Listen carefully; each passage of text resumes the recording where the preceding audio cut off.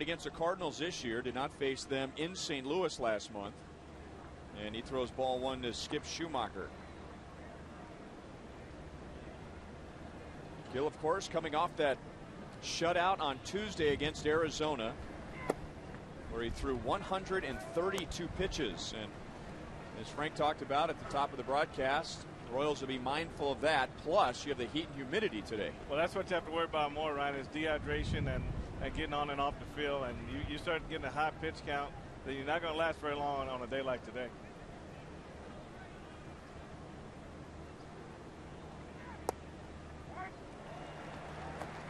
Two and one to Schumacher. 4 hits in the series, 3 runs scored. He has hit in 5 straight games.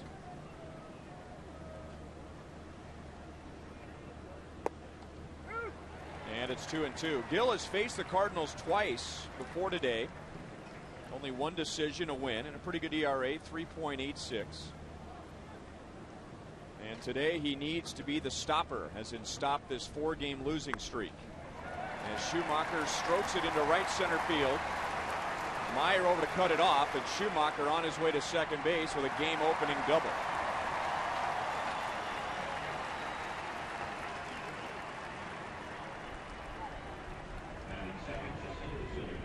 Let's go down to the field and check in with Joe Goldberg. Well, guys, there's been so much talk about those 132 pitches by Gil Meche. It was the 6th time in his career that he's gone 125 or more. In the other 5 times, his next start out, one was at the end of the year. The other 4 times, his team was 4-0. His record, 3-0 with a 2.88 ERA. He has done well following a heavy pitch load. Trey Hillman saying the only concern today, the heat, and just watching his lower half with these weather conditions out here, guys.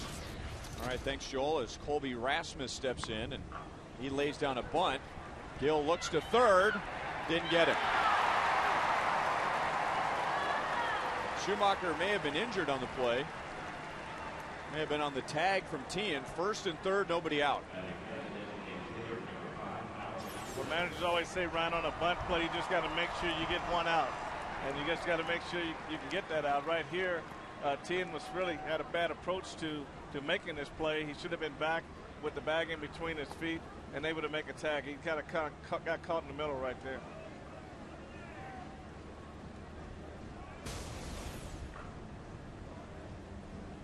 What probably happened there, he could have, you know, when you go head first, you got to make sure you keep those fingers up, and he could have had those fingers down and got him popped a little bit. Possibly, like I've done before, slid into third base and actually got my hand stepped on. So that's what it looks like right there. He just got his foot right down on top of him.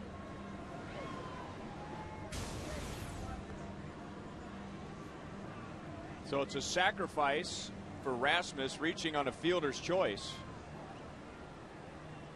And right away, the Royals need to make a decision with Albert Pujols. Miguel Olivo going through the signs in the event there's a double steal, although you don't expect a double steal with Pujols at the plate. No, I think he's going to hit away, and right now Tony La Russa's got Trey Hillman where he wants him. If he steals here, then he has an option of walking him here. He's got to kind of pitch to him and hope he makes a mistake. Strike on the outside. 2 hits for Pujols, 2 out of 7, but both of those hits produced 2 runs. 2-run single on Friday night, 2-run home run yesterday afternoon.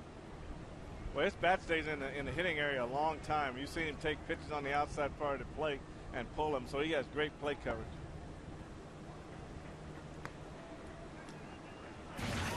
During the last series with the Diamondbacks in town, we were talking about how strong a couple of the pitchers' legs were. Doug Davis and Dan Herron, the way they hang their legs in the air. How about Pujols, the strength his legs need to have to be able to bat out of that crouch? Well, he's got great balance at the plate, and he's able to let the ball travel a lot and use his hands really well.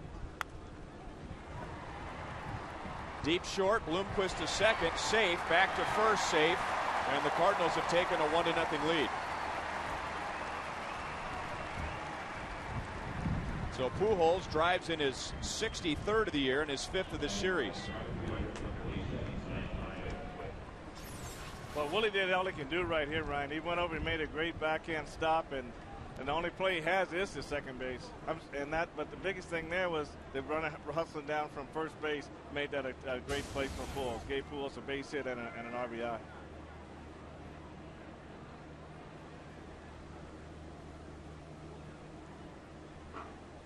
So a run home and 2 on with nobody out for Ryan Ludwig, who had a grand slam on Friday night. Didn't mean to make contact. It's 0-1. We apologize at the moment. Our Fox box, as we call it, which is normally in the upper left-hand portion of your screen, which will give you the score and the count, is down. So rather than try and write it in after every pitch, we'll go into a little bit of radio mode here, Frank, and remind the folks of the count and the score. Well, we can do that. At least you can do that.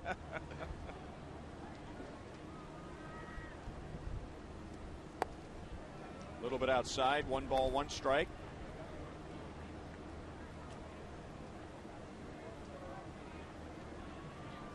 Well, we saw the decisions that come up with Albert Pujols in the lineup on Friday. Royals pitched to him. Pujols, 2-run single, pitched around him in the 3rd inning, and then Ludwig hit the grand slam. Guillen comes way in. It's under his glove, and everyone's just going to move up 1 base. And now the throw gets away from Billy Butler as it comes back to the infield.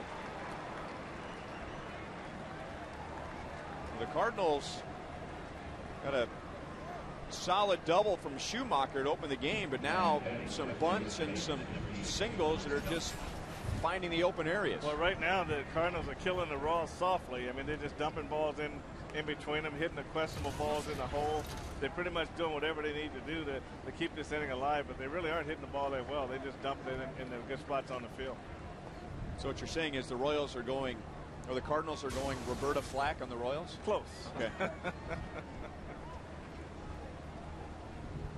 So now they're loaded up for Chris Duncan.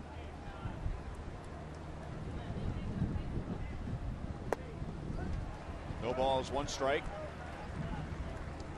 Duncan just 1 out of 8 in this weekend series with a run scored.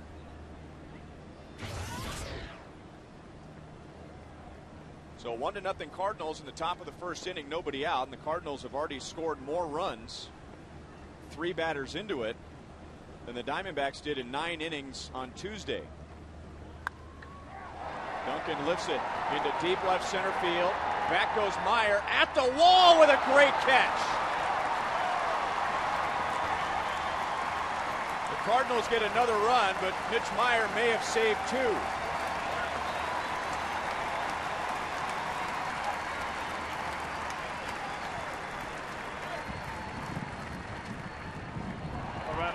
Plays get any better than this in the outfield, and what Mitch Meyer just showed us right here.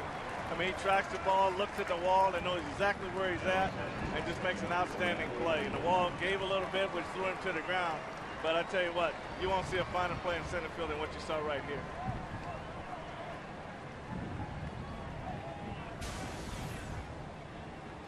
And that's how the Royals get the first out of the inning. So 2-0 St. Louis. Pujols at 3rd, Ludwig at 1st. And the batter is Yadier Molina, who has 4 hits and has driven in a run.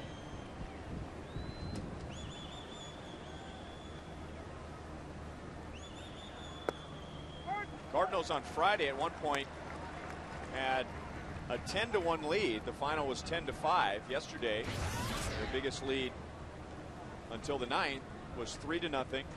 Royals made it 3-1 in the bottom of the 8th. And the Cardinals scored 4 in the 9th. 3-run home run from Khalil Green against John Bale. So they have been leading all weekend. And Molina to Bloomquist. And the Royals end the 1st inning with a double play, but the Cardinals come up with 2 with RBIs from Pujols and Duncan.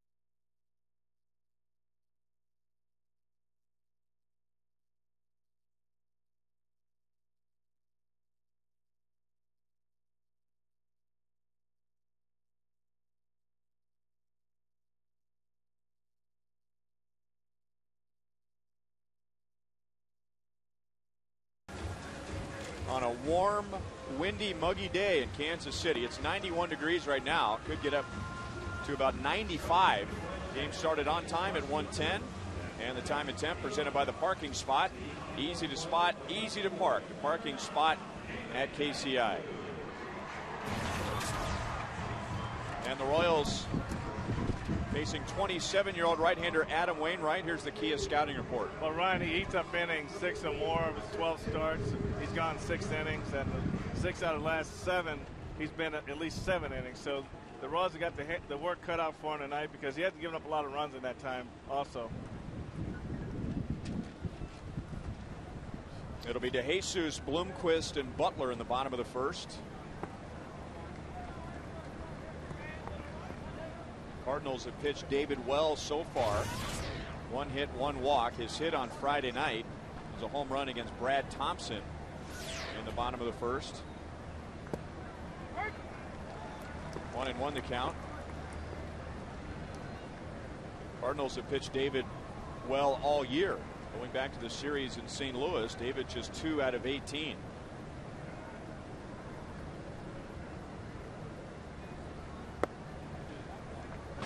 Two balls, 1 strike.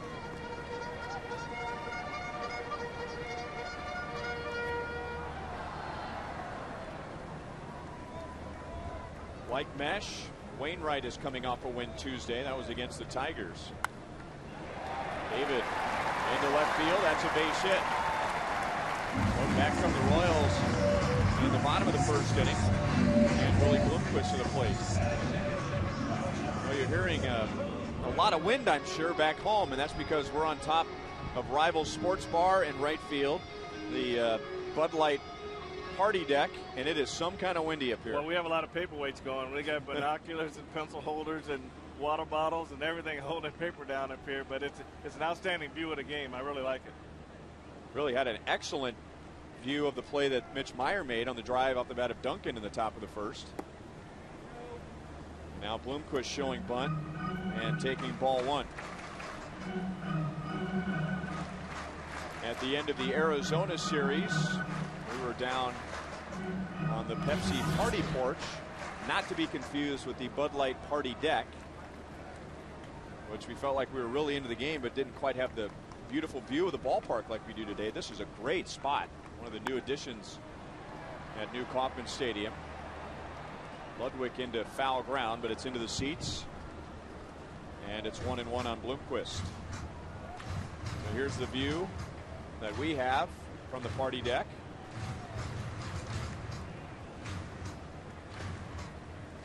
And another big crowd.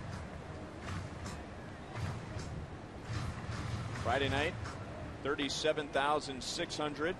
And yesterday afternoon, after a 1 hour, 30-minute rain delay, almost 39,000 watched the Royals and the Cardinals.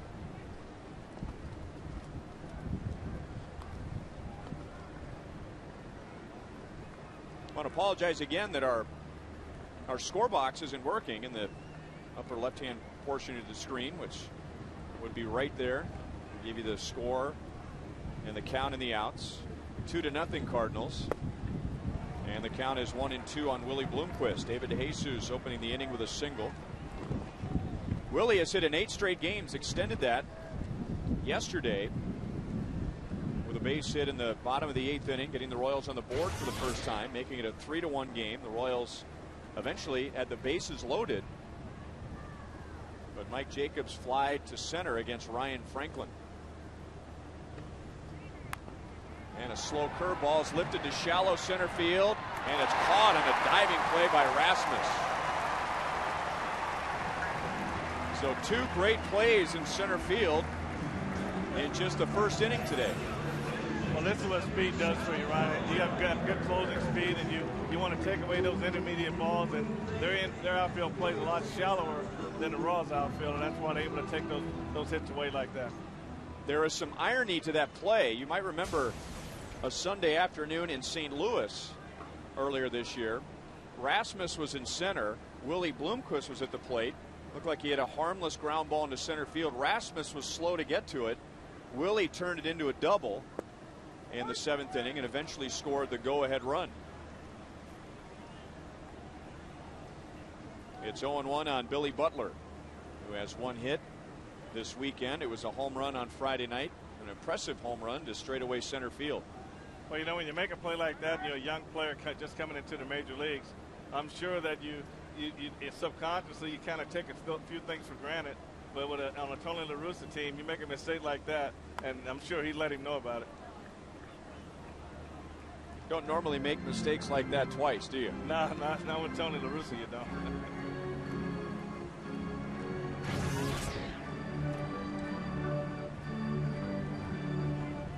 Butler facing Wainwright for the first time. This is Wainwright's 6th appearance against the Royals, 3rd start. And he's pitched well against KC. 1 win, 1 loss, 2.75 ERA. It's 1 ball, 2 strikes on Butler. Wainwright, a former first-round pick of the Atlanta Braves in 2000. He's from Georgia, born in Brunswick, which is about 5 hours from Atlanta, but he was a huge Braves fan. Billy into deep left center field. Rasmus again. This time it's over his head.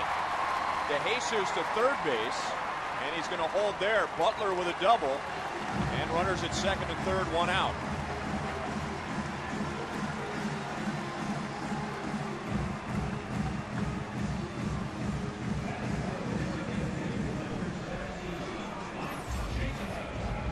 Well, you see where the pitch is here, Ryan, a big hanging curveball, and Billy stayed with it, stayed right on the inner half. Now, David on first base, a lot of times you tell that guy on first base, you got to go around second base and then watch and see the outfielder gain on the ball. The closer he gets to the ball, the more you move back toward first base. But if you get around second base on that ball, maybe a couple steps, you got a better chance to score. And now Mike Jacobs. And he's after the first pitch and drills it into the seats off to the right field side.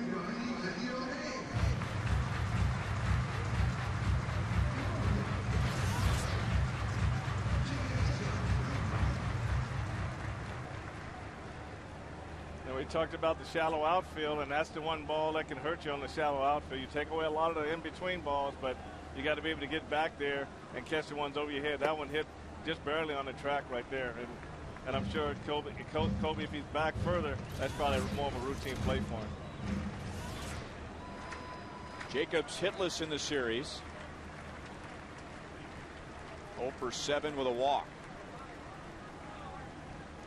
1 ball, 1 strike, 2-0 Cardinals, bottom of the first inning. There's the Wainwright big slow curveball, and he's ahead 1 ball, 2 strikes. Well, we saw a good slow curveball from Wainwright to Jacobs, but if you don't put that pitch in the right spot, then Billy Butler does what he did. That's right. When it hangs on the inner half of the plate, then it is asking to be hit. Now, mainly it's a pitch you want to get away a little bit and force the hitter to reach out a little bit more for it and possibly roll over on it. And takes a fastball for a strike. Jacobs doesn't like to call. Paul Nart is the home plate umpire. That looked like one of those fastballs that started inside. Jacobs gave up on it, may have hit the corner. Well, that's the key right there. Mike really on that ball, they throw it right on the belt. He kind of gives up on it, and the root moves back out over the plate. But with 2 strikes, you just can't take a pitch that close with 2 strikes. You got to try to foul that ball off and hope that Wainwright will come back on the next pitch and make a mistake for you. So second and third now for Jose Guillen. A little bit inside from Wainwright. The Royals had a scoring opportunity early in the game yesterday. Mark Teahan opened the inning with a triple against Chris Carpenter, but the Royals couldn't get him home. And situational hitting has been a thorn in the Royals' side all season. DeJesus at third, Butler at second, and it's 2-0 on Guillen. Guillen 1 for 8. He has not driven in a run yet in the series. Well, he's one guy in the lineup, Ryan, that's got to drive in runs. If Ed Miller DeOrder don't drive in runs for the Royals, they're just not going to do well in the win column, because that's where your production is, right in the center of your lineup. Breaking ball for a strike, 2-1 on Guillen.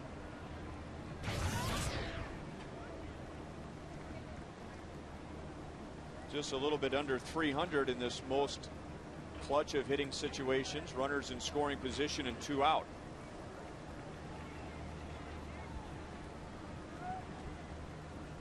Got him to chase a slider down and away. It's 2-2.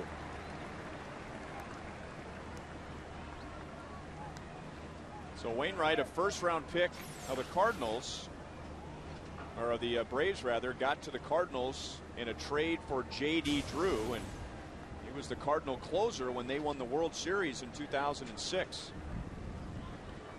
Well, you can see, Ryan, that breaking ball, that hard breaking ball, that first one was not even on the plate, but that one he left up, and Jose was able to take advantage. Yes, he does, and ties the game and down to second base.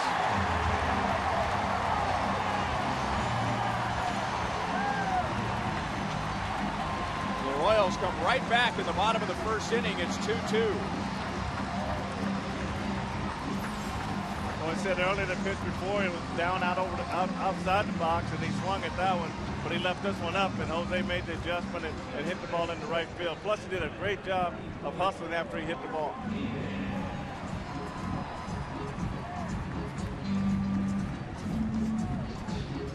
Well, there's no such thing as a situation that isn't big when you come back to tie the game. But for the Royals today, with the Cardinals coming out in the top of the first and getting 2 the way they've scored 17 runs in the first 2 games, that would have been a big downer if the Royals didn't answer in the bottom of the first. Well, that's one of those here we go again kind of things, you know, and that can really get into the mindset of the player. And now Tien into right field. Guillen is going to be waved home, and Ludwig's throw is offline. Tien puts the Royals in front, 3-2 in the first.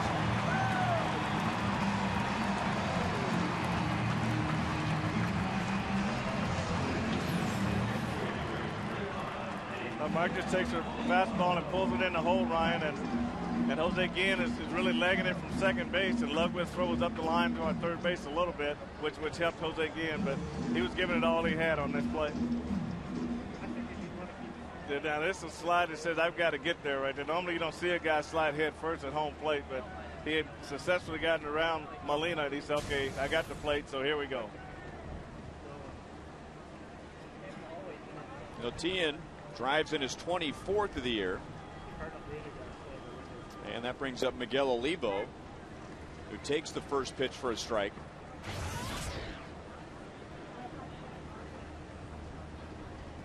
Two doubles and a home run against the Cardinals this weekend. And is tied with Mike Jacobs for the team lead with 10 home runs. 3-2 Royals, bottom of the first. Tien at first with 2 down. Royals getting 3 runs with 2 outs. Jose Guillen driving into Jesus and Butler, and then Tien getting Guillen to the plate, which underlines the importance of Guillen moving up to second on the throw home, putting him in scoring position. It's 0-2 on Olivo.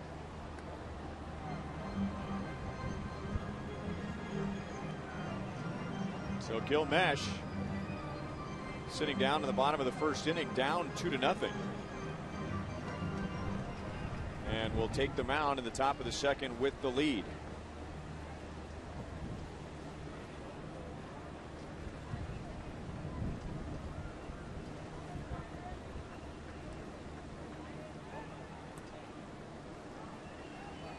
Tien with 3 stolen bases this year. He has not been thrown out. On these hot 90-degree Sunday afternoons, Ryan, what becomes big on these days is time on defense, and you don't want to be on defense too long on days like today. Olivo down on strikes. Wainwright strikes out 2, but he gives up 3 runs. Jose Guillen driving in 2 with 2 outs, and Mark Tien following with his RBIs to put the Royals in front by 1.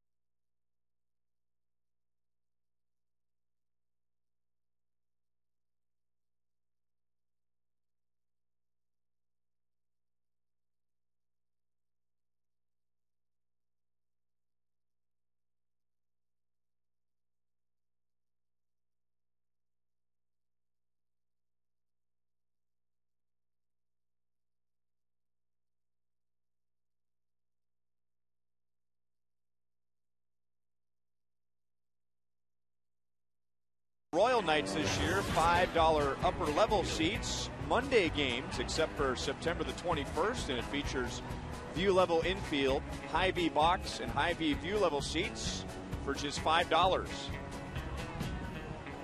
And the next one is coming up on Monday, June the 29th, with the Minnesota Twins here.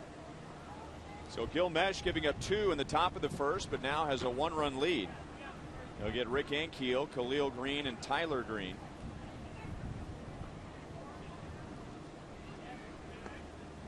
One ball, one strike. Ankiel homered in that 3-home run third inning on Friday when the Cardinals scored 6.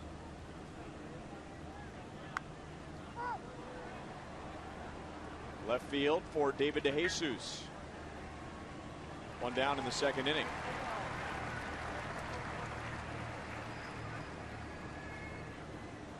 And now Khalil Green.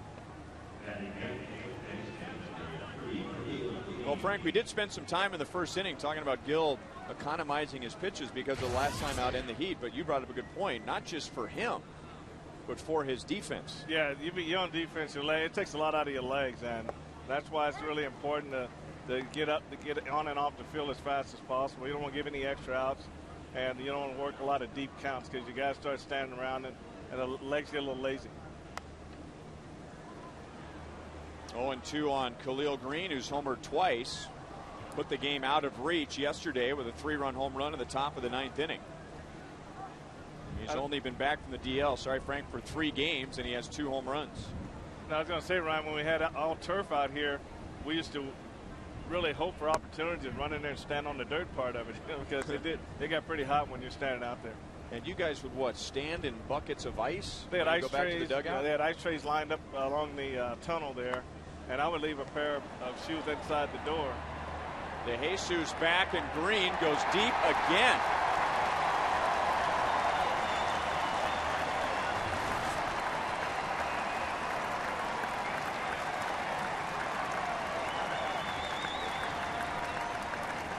The Cardinals have tied the game at 3.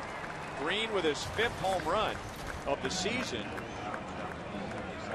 and 3 of those coming in the last 4 games. Well, whatever he's got the rawest number. It's a big curveball from Gil that stayed on the inner half, and he was just sitting there waiting on it. And like you said earlier, Ryan, when those big curveballs don't do what they're supposed to do, they get hit. And that one just stayed right in the hitting zone, and Khalil Green was able to get it and get it down the line for a home run. That home run is worth $18,000 for prostate cancer research. The home run challenge, which finishes today on Father's Day. That's how you can donate. 2-1 on Tyler Green. So trays of ice in the dugout. Well, we had an air-conditioned clubhouse, one of the few perks that we did have. So, being a little facetious right there, seeing how things are today. But I would leave a pair of shoes inside there, and I would change every 2 innings. And so you had to just come up with ways to keep your feet cool. Ian in right field, and retires Tyler Green for the 2nd out of the 2nd inning. Well, yesterday you had a chance to watch the Royals and the Cardinals on Fox Saturday Baseball. Next Saturday, it's the Cubs and the White Sox between Windy City rivals. So Fox Saturday Baseball coming up on Saturday at 3 p.m. Central on Fox. I think this rivalry in Missouri is a little friendlier than the one in Illinois. What do you think? I think you're probably right. Hope you enjoyed yesterday's game with Dick Stockton and Eric Karros. 0-2 on Skip Schumacher, who got the Cardinals going in the 1st inning with a double. Scored on a Pujols infield single. Schumacher has scored 4 runs in the series.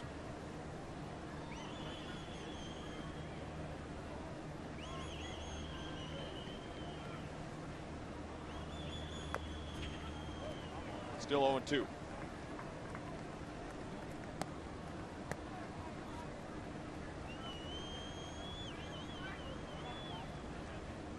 On Tuesday against Arizona, Gill just breezed through the Diamondbacks, retired 12 of the first 13, 9 of the last 10. His first shutout as a Royal, and his first shutout since 2004. But at the end of the game, he got into quite a duel with Stephen Drew, who forced Gill to throw 10 pitches before Gill finally ended the game and got his shutout. Well, Gill thought that was a tough hitter to face at the end of the game, and I told him that we felt up here that was probably his last hitter, and I told him, he said, "Believe me, guys, that was my last hitter."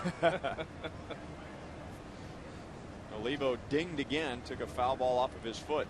I tell you what, I hate to see how many spots he's got bruised on his body. It seems like every game he gets hit, somewhere at least 2 or 3 times. That win against Arizona makes Gill 14-4 in interleague games.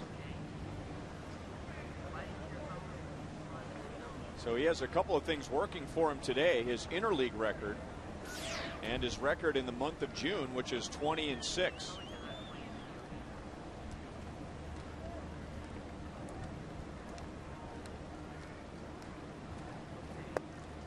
One ball, 2 strikes.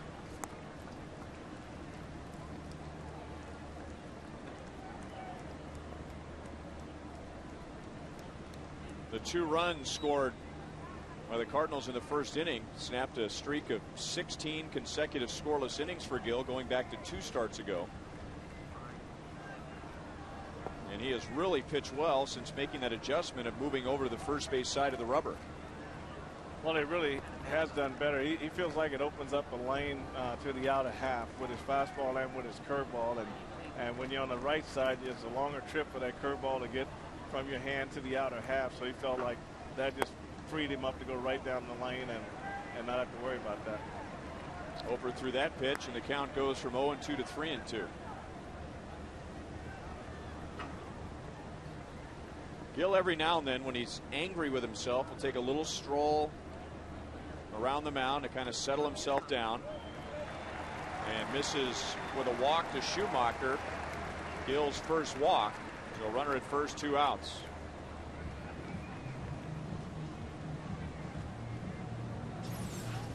When you look at pitch tracks here, you can see all these pitches here, Ryan, where they are. That was down out of the strike zone there. And you look at the group of the other pitches there, and only really just 2 balls in the strike zone at bat.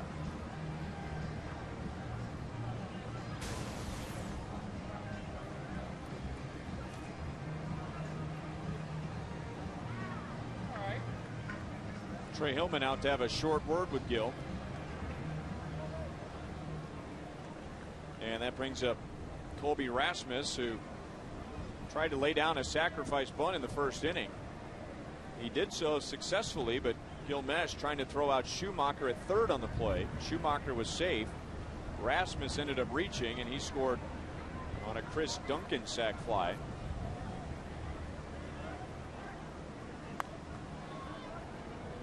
And the Duncan sac fly resulting in the best defensive play of the game so far, with Mitch Meyer crashing up against the wall in left center field.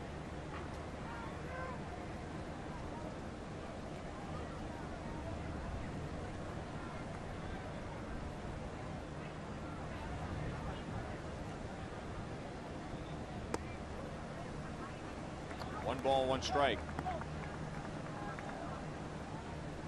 Rasmus, one of 13 rookies used by the Cardinals this year, and the Cardinals have made the most out of using all those rookies. They have by far the most RBIs from rookies in the major leagues this year, 75 runs driven in. Coming into this series, the next closest team was the Colorado Rockies, and they were some 35, 36 RBIs behind the Cardinals.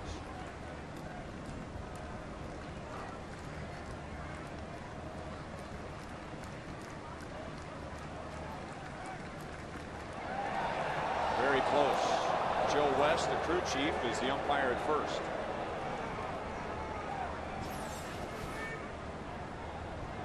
This is a real close play at first base, and that's what a lot of people say was better to have that. If you're going to have a first baseman, better have a left-handed first baseman, because that tag is a lot easier for those guys to make. But Schumacher's only got one stolen baseman, caught twice. So I don't know if he warrants this much attention. You know, Bainey just changed times to the plate and now waste those throws over to first base.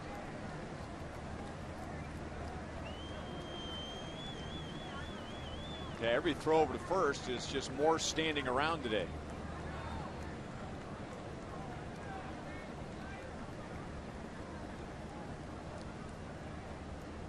Not running. And hit hard, knocked down by Hewlett at second, and still has time to get Rasmus and end the inning. But Khalil Green homers and the Cardinals tie it.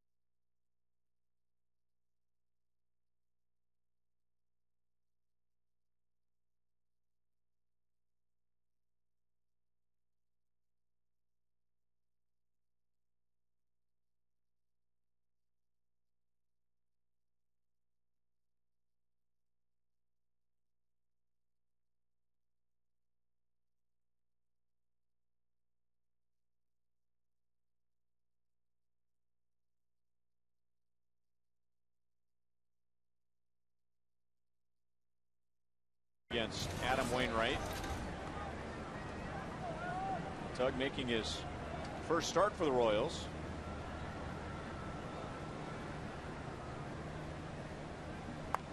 He is just 0 for 7 in his 2 stints with the big league club. 1 ball, 1 strike.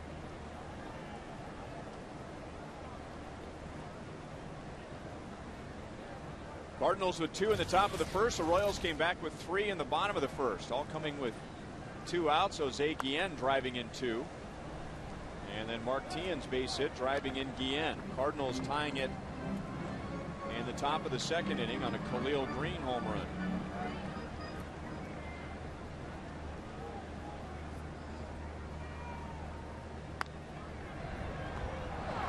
Well hit, but right to Tyler Green at shortstop. 1 down in the bottom of the second inning. Here's today's You Call It, presented by Sprint. Who do you believe is the best father-son combo? Gus and Buddy Bell. That was a 3-generation family with David Bell making it to the big leagues. Bobby and Barry Bonds, Ken and Ken Griffey Jr., Hal and Brian McRae. Text 432-432, enter keyword Royals, followed by a space, and your answer. A, the Bells, B, the Bonds, C, the Griffeys, D, the McRaes. Standard text rates apply.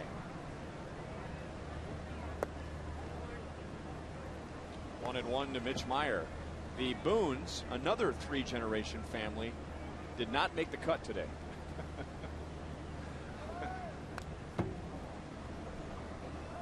The selection committee did not go with the Boones.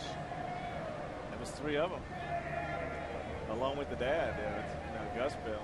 No, that's Bell. That's on Bell's side. Ray Boone. Ray Boone. Ray Boone, Bob Boone, Brett Boone, Aaron Boone. Long line.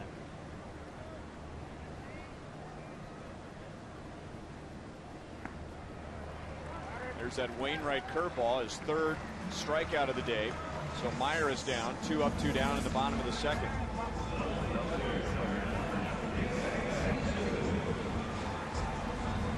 And now David DeJesus, who singled and scored in the first inning.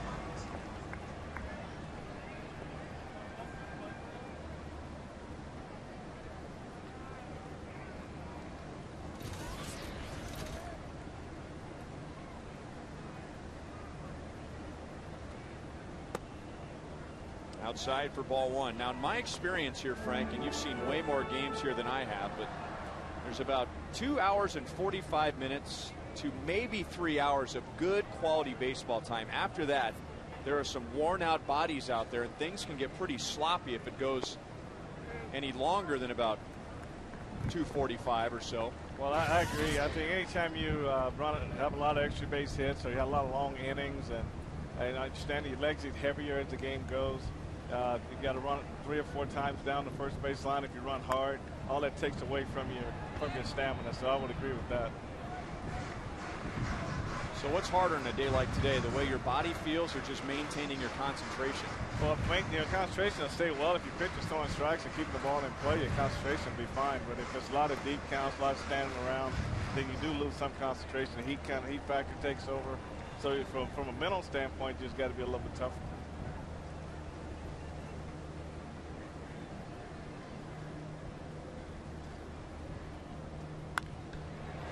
DeJesus hits it hard into deep center field.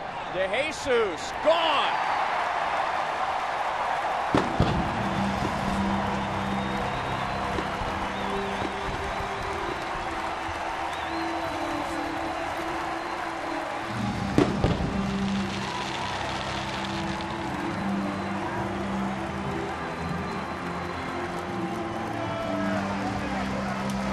Take the lead again. DeJesus launching into one of the deepest parts of the ballpark.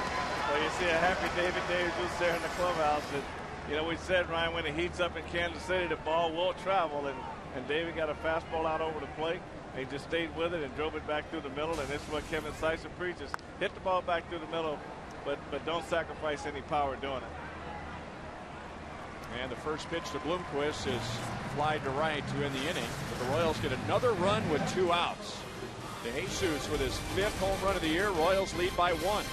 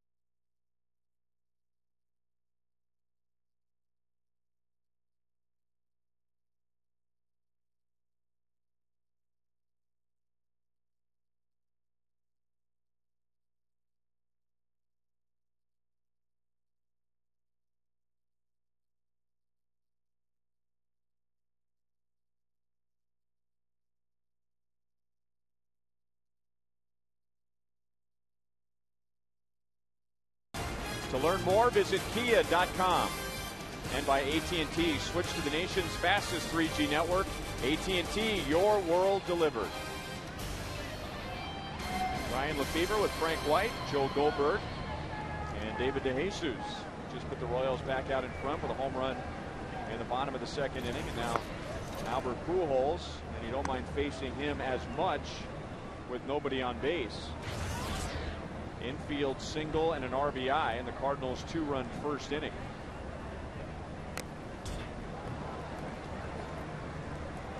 Frank and I on top of the Bud Light party deck way out in right field, getting a great view of New Kauffman Stadium. There we are.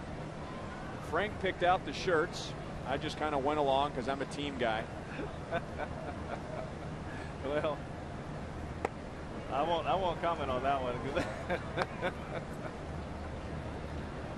But being up here with this breeze, even though it's a hot day, it's pretty comfortable.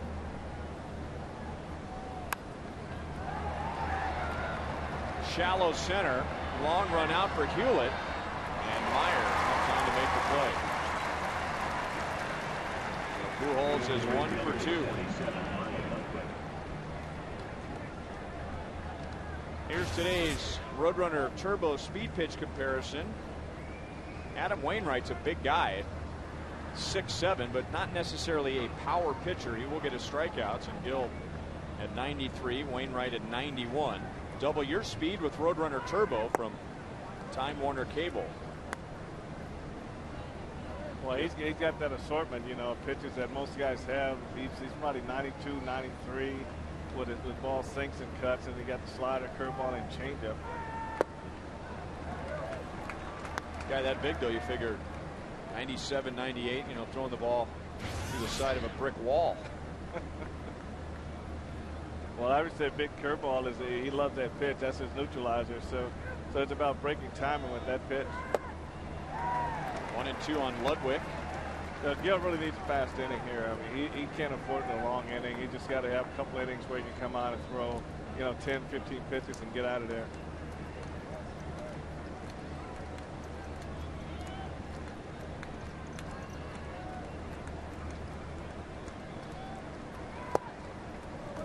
Balls, 2 strikes. Now, Gill said after pitching that shutout against the Diamondbacks on Tuesday, maybe this heat brings out the Cajun in me.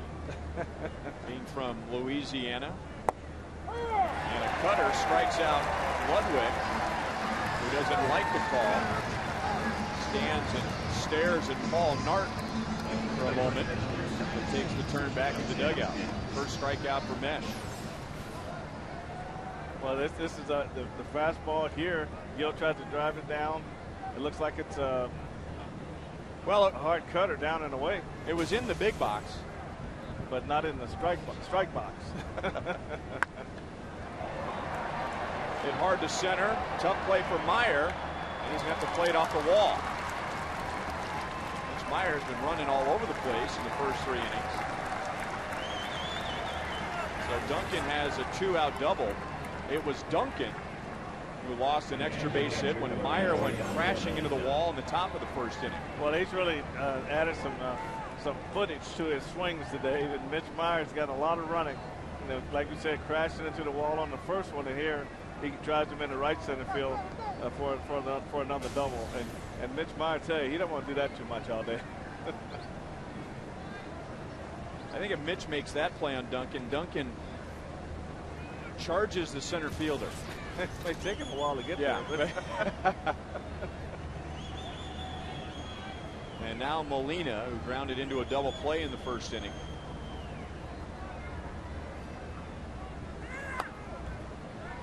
Molina is the most difficult hitter in the National League to strike out. Now, that's an impressive statistic, but sometimes when you look a little closer at the numbers, you see that a lot of those guys, and Alberto Callaspo is the same with the Royals, tough guys to strike out are a lot of times tough guys to walk.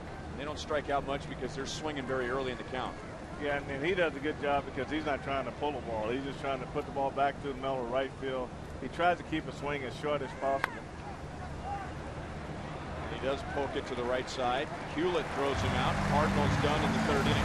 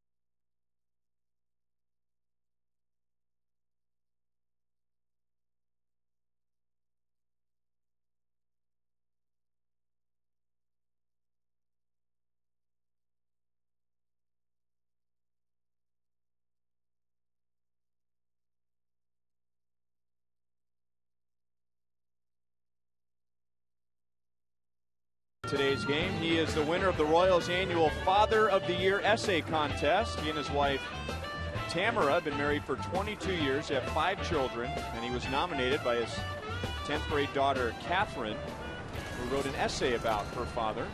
So congratulations to Matthew.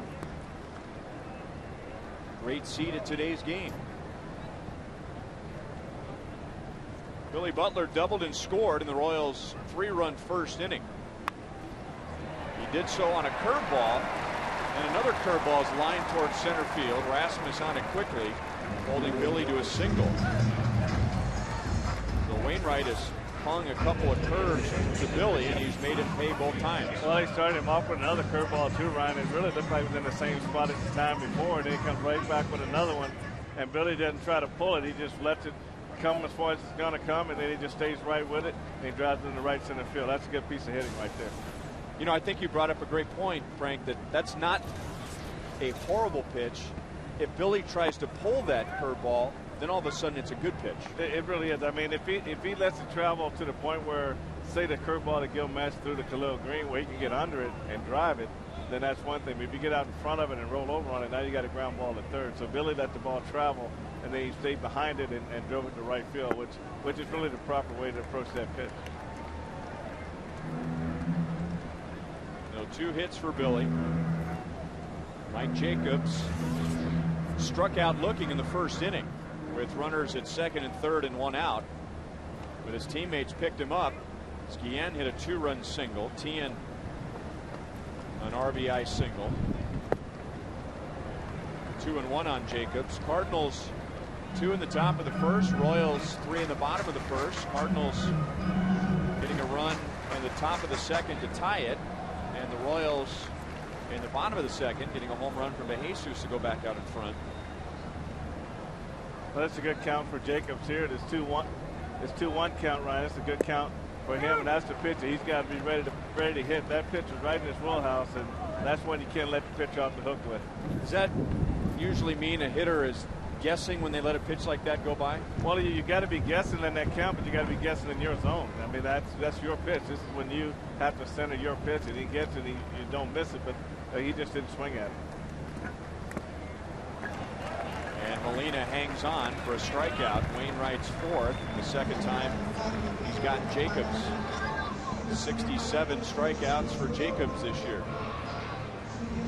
Royals have an off day tomorrow. Continue interleague play next week on the road, going to Houston, then Pittsburgh. It'll be Zach Greinke against Russ Ortiz on Tuesday night, and that game is in HD. Royals live with Joel Goldberg at 6:30. So Butler at first, 1 out.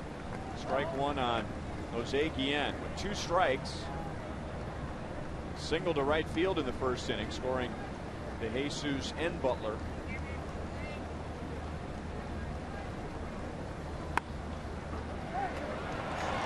Diving stop is short by Tyler Green, and the Cardinals don't quite turn the double play, but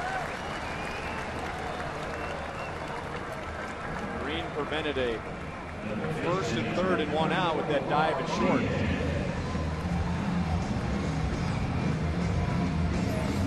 This is just solid playing right here. Jose gets the ball, fastball down and in.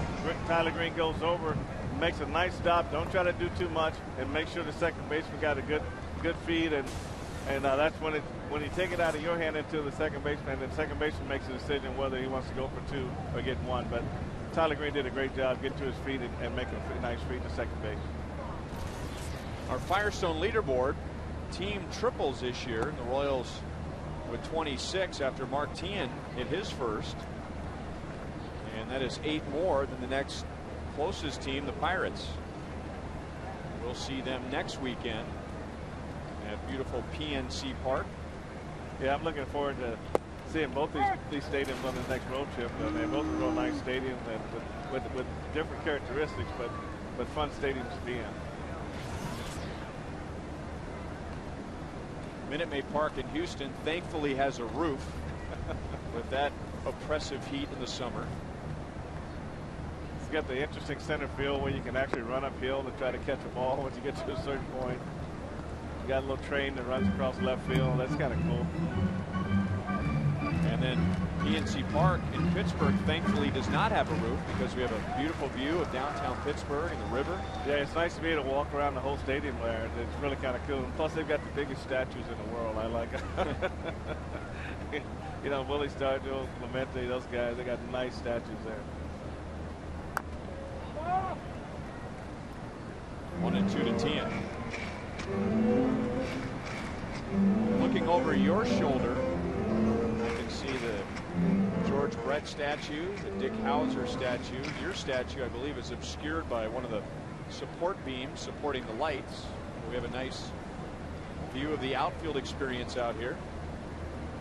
It's a great place to watch the game. It really is. I can see why people like to hang out here.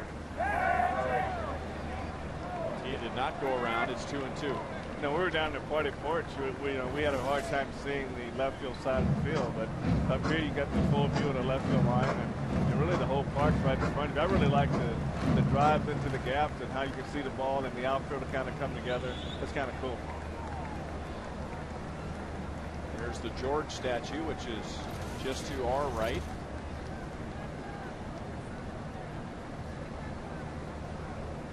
He in at first base and 2 down. Yeah, I'll admit I was a little concerned about doing the game from up here because we're a lot further from home plate than we normally are, but fabulous view. Tien is down, and so are the Royals. That's 5 strikeouts for Wainwright.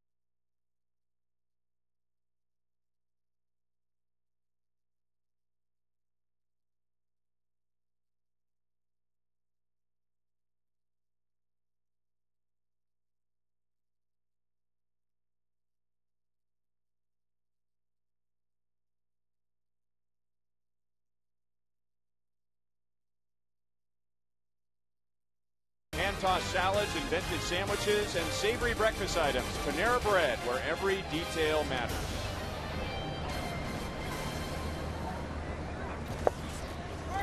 Four to 3 Royals, 4th inning. 0-1 on Rick Ankiel. Flied out to left field in the 2nd inning.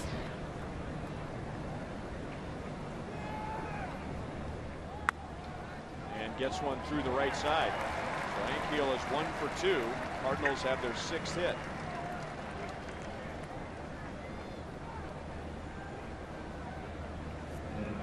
Now normally we are behind home plate in our nice cozy Fox Sports Kansas City booth. This is the shot from our booth. Ron Swan, who shoots the game from high home. Hi, Swanee. Up and down with the camera, Swanee, just so we know you're talking to us. There he is. And there's our booth. And there's Jamie and Joel. How about it? This is their one shot at air conditioning. Yeah. Which there is none.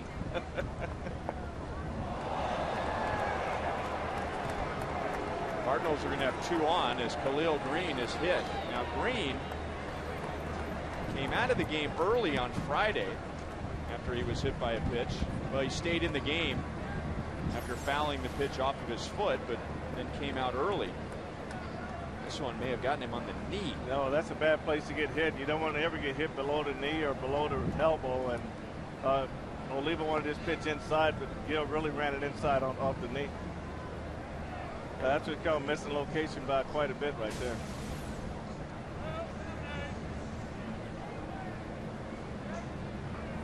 Not a whole lot of meat for cushion when you're hit there. Here's today's league leaders, brought to you by your Kansas City area Toyota dealers.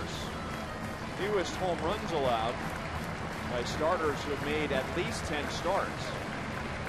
And Gill giving up his third to the guy that he just hit and knocked out of the game. Joel Pinheiro, the Royals missed him in this series.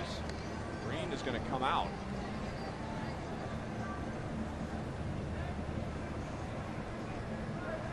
Gill had a home run overruled in early May. You might remember a disputed inside the park home run in Anaheim, a ball hit off the bat of Howie Kendrick, which was appealed and later overturned. So Joe Thurston is going to take over for Green. And the Cardinals have 2 on with nobody out, and Tyler Green coming up.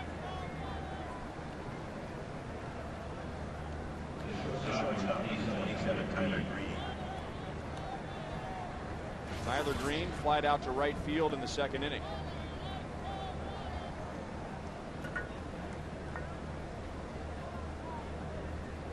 He has 1 sacrifice bunt this year. The Royals are ready for a bunt. It's ball 1.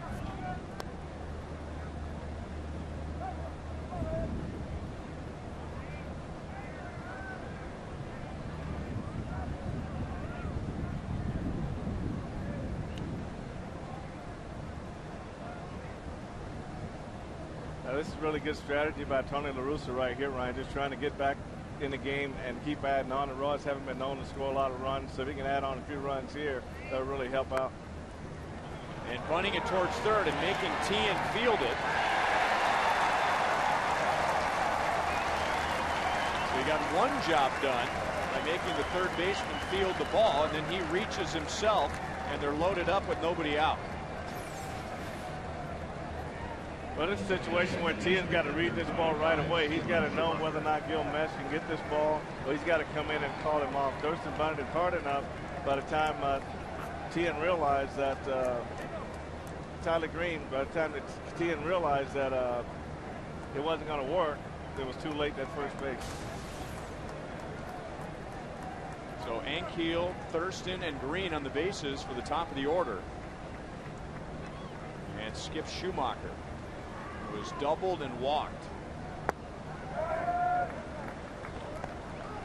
Again, it goes back to little things. You know, in the first inning, it was a bunt play, and here's another bunt play to kind of prolong the inning and really put the Royals in a situation where if they don't have some good things happen to them this inning, the Cardinals can score quite a few runs.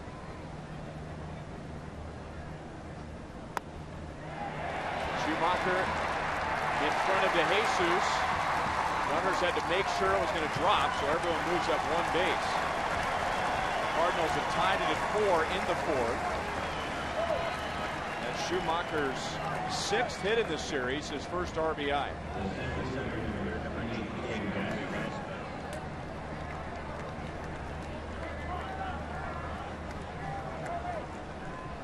So the first 4 reach in the 4th inning. And that brings up Colby Rasmus, who is a hot hitter at the moment.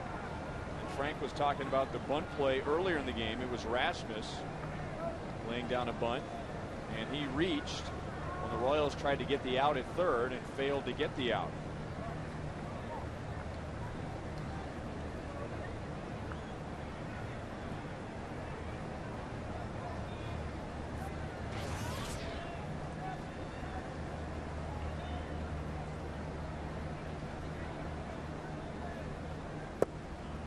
On the outside corner for strike 1.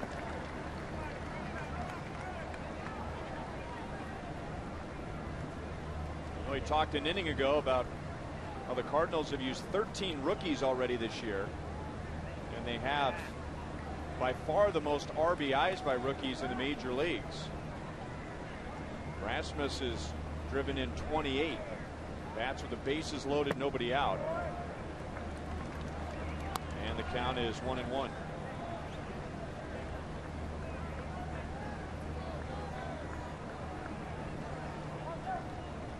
Tony La Russa, one of those managers who has a great reputation of getting the most out of a player.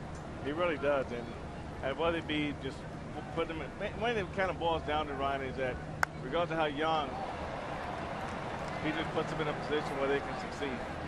Infield fly rule has been called, so Rasmus is out, doesn't get the job done there. And the base is loaded with one away.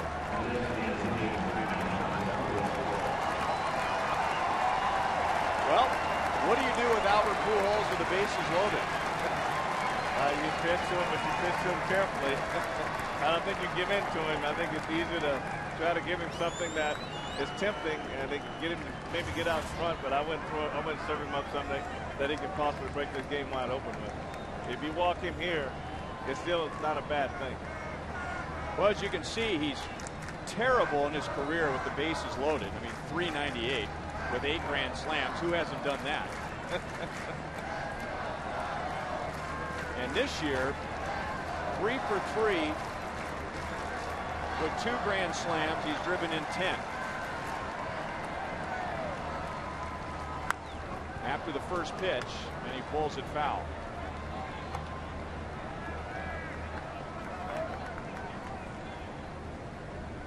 There was a game, I don't remember, it was 96, 97. Buck Showalter, when Barry Bonds was going like gangbusters. In the 9th inning, walked Barry Bonds with the bases loaded. And the Diamondbacks with a 3-run lead didn't want to give Bonds a chance to win it. And the Diamondbacks ended up winning the game after doing that. 1 ball, 1 strike. Well, I think with managers, Ryan, I think it's all about what can I do that I can, if it doesn't work, that I can still sleep at night. I think that's what it boils down to. Who do I want to beat me?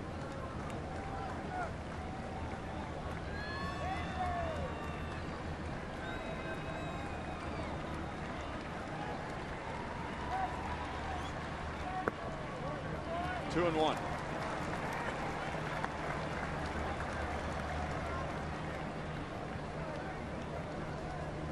What's good about Pujols here is that he really has a good eye at the plate. He doesn't chase a lot of bad pitches, and he doesn't get in this situation too often. So I'm sure he's going to wait to get the pitch he wants before he commits to swinging at something out of the strike zone.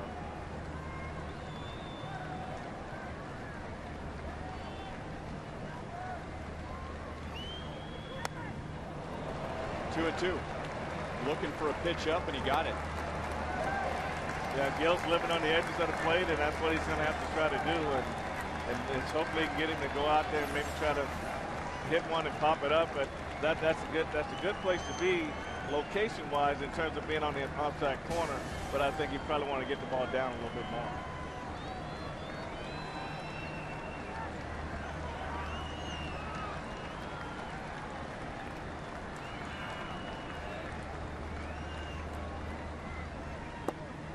Just missed with the curve.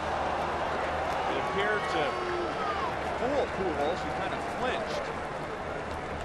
Well, the reason he flinches, Gil threw it harder. This is not really the typical curve that he throws. He really snaps this when it goes up and down in a hurry. And it is out of the strike zone, but it just sort of raised him up and brought him back down again because of the speed of it. Not quite the flinch that Mike McDougall caused against Pujols a number of years back to end the game in St. Louis.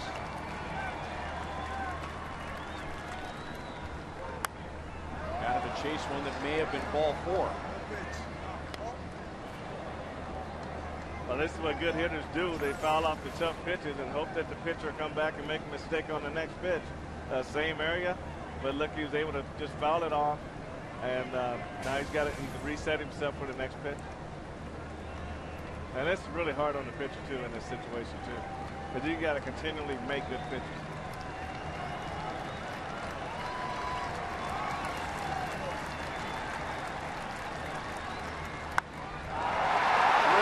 Deep left field. Unbelievable.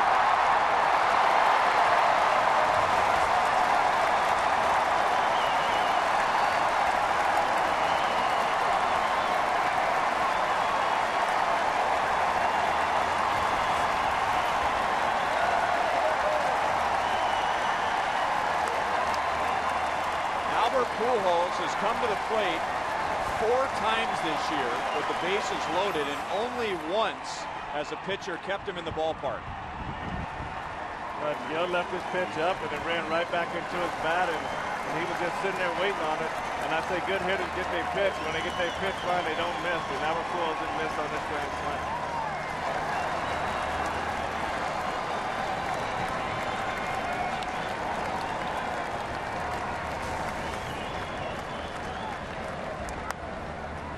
That's a second grand slam of the series. The first was hit by the current batter, Ryan Ludwig. The Cardinals lead by 4. That's another $18,000 to the home run challenge for prostate cancer research. And more than 18,000 cheers from those wearing red here at Kauffman Stadium. You go back to that Pujols at bat. Gil really made a couple really good pitches at Albert, and Albert was able to foul him off. And I'm sure if those pitches were taken and he walked him, he wouldn't have bothered him one bit. But Albert was able to go out there with his bat and foul those pitches off. Then Gil had to come back and continually make pitches, and he was waiting for him to make a mistake.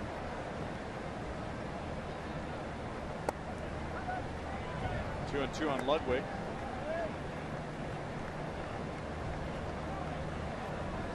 And you have to be so calm in a situation like that. You know, you're fouling off tough pitches, but he was never on the defensive and had great balance, great concentration. You could tell he was slowing the game down. That pitch came and he took a swing like he was in the middle of a round of batting practice. Well, he's always in a hitter's mode. A lot of guys won't look to hit in those situations, figure they're not going to get anything to swing at, but what he did was he made Gil Mesh make a mistake. He said, okay, I know you don't want to throw the ball down the middle of the plate. I know you're going to live on the corners. I'm going to try to pop out these pitches off. And if they don't walk, it's not a bad thing. And from Gil's standpoint, if he walks, it's not a bad thing. But in the event he makes a mistake, I'm going to be ready for him. Now Gil is out of the game in the 4th inning. Tejeda in.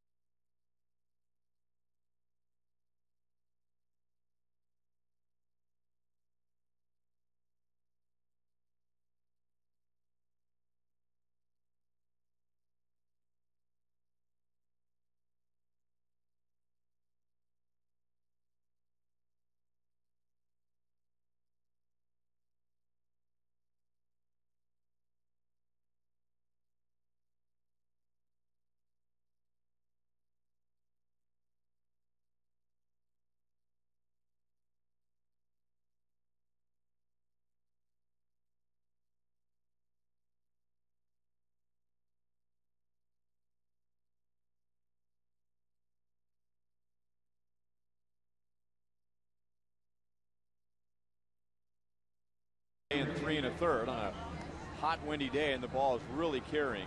Now Robinson Tejeda, who is just back to the disabled list.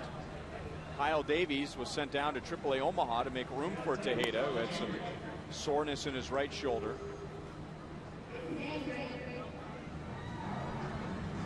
Two runs in the first given up by Gil.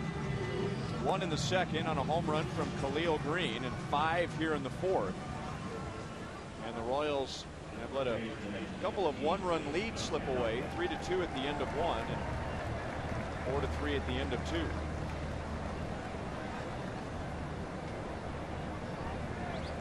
Chris Duncan will face Tejeda. Sack fly in the first inning on a great play by Mitch Meyer up against the wall. And then double to right center in the third.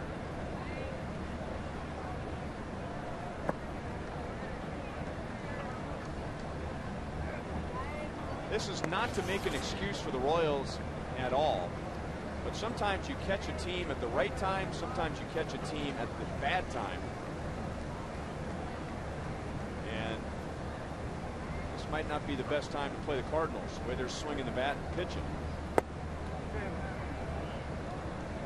Well, when you get that combination going, it really makes your team look good. You know, Royals had won 4 in a row, and looked like they were on their way to being consistent on that consistent winning trend, and good pitching came in and stopped them, and like you say, the Cardinals bats were hot, and they still swinging the bat well.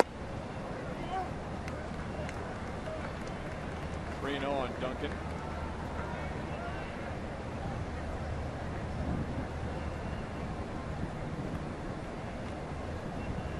Before going on the disabled list, Robinson Tejeda was Trey Hillman's kind of closer in the middle of games. 3 balls, 1 strike. If the situation came up with men on base, maybe less than 2 outs, when Trey needed someone to come in who could get a strikeout, that was Tejeda's job. He was the fireman.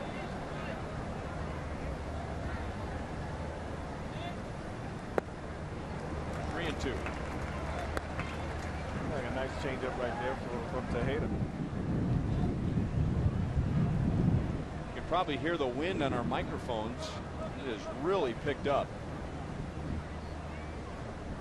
So a great day to hit, not so great day to pitch.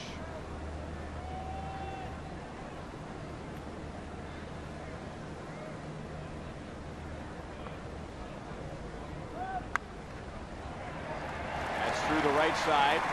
Ludwig will go first to third. Duncan has his second hit. And now the 9th man to come to the plate, Molina.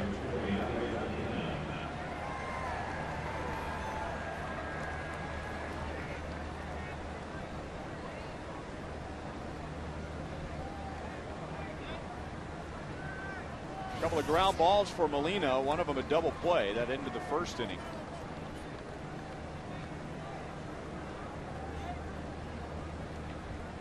Batting average at .288 coming into this plate appearance.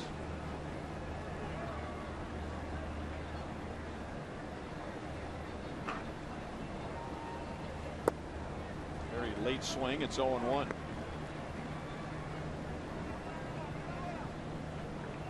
Molina last year hit over 300, and that was 29 points above his career average.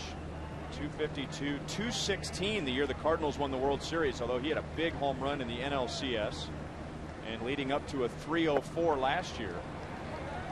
He was hitting 291 coming in today.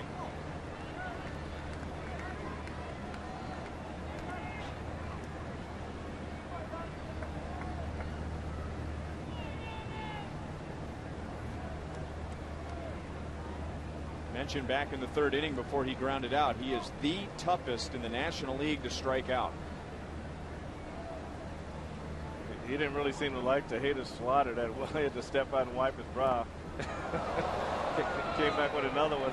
Some pitchers just really put you in a very defensive situation. Those are 2 defensive swings right there. Well, sometimes a hitting coach will tell you, throw your bad head at the ball.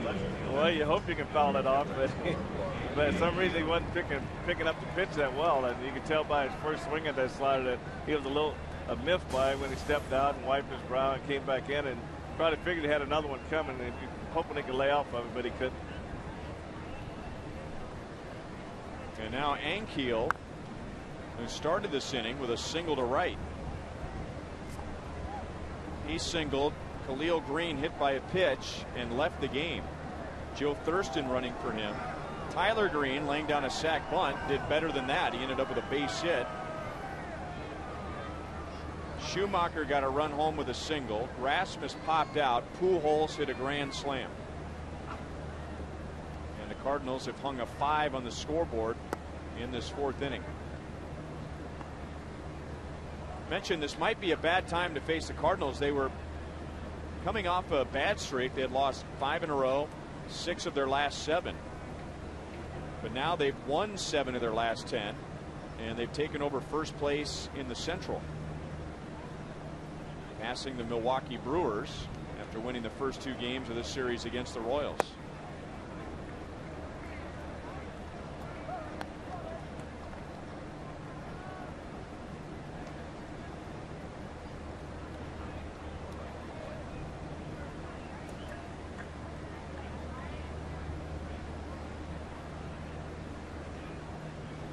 Tony La Russa's team is 7 games above 500. That's into right field. Cardinals have 6 in the 4th inning. Ludwig scores. Duncan goes first to third. And that's the last run charged to Gil Mesh. So Gil gives up 9 in 3 1/3 innings. Yeah, Rick Ankiel really likes the ball up, Ryan, and whether it be a fastball or a breaking ball, and he really tries to turn on the ball and hits the ball hard. And he's pulled a number of balls into that 4-6 hole, I'm sorry, 4-3 hole, and for base hits to right field. The ball just seems to jump off his bat too when he hits it. Well, the surprise still in the Central, Frank, is the Cubs. They're 2 games above 500, but everyone picked the Cubs to just run away with this division. They had the pitching, they had the offense. Tony La Russa's team is in first place. The Brewers are, even though they went to the playoffs last year, still a surprise because they're doing it without Sabathia. They're doing it without Ben Sheets. Royals swept the Reds to begin this homestand, and even with that, Cincinnati's still above 500, only 3 games out.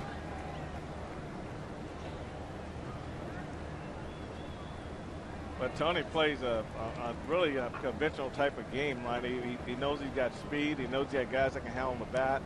He knows he's got pitching, some power, and he knows how to pull it all together. And the pitching, when we were there, pitching was just outstanding. When it was the lights out when we came through, they weren't giving up no runs, and they just continued to pitch. And as long as you continue to pitch, you got a chance to be in the race. I mean, everything he's asked of his players today, they've been able to do. He wanted them to bunt. They got the bunts down. And so there was no fundamental breakdown that hurt this ball club today, and they benefited from it. Jamie Wright warming up in the Royals pen. To add a number to your statement, Frank, when the Royals left St. Louis last month, their starters were in the middle of a stretch where they had allowed only 4 earned runs in over 43 innings. They had thrown 3 consecutive shutouts. They shut out the Cubs in the final game of that series, and the Royals came to town. They shut out the Royals in the first 2 games.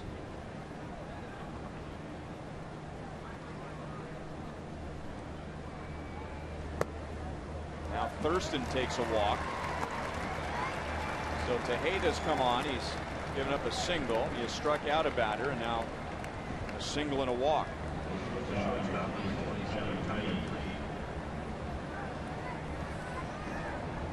And Trey Hillman is going to make another pitching change.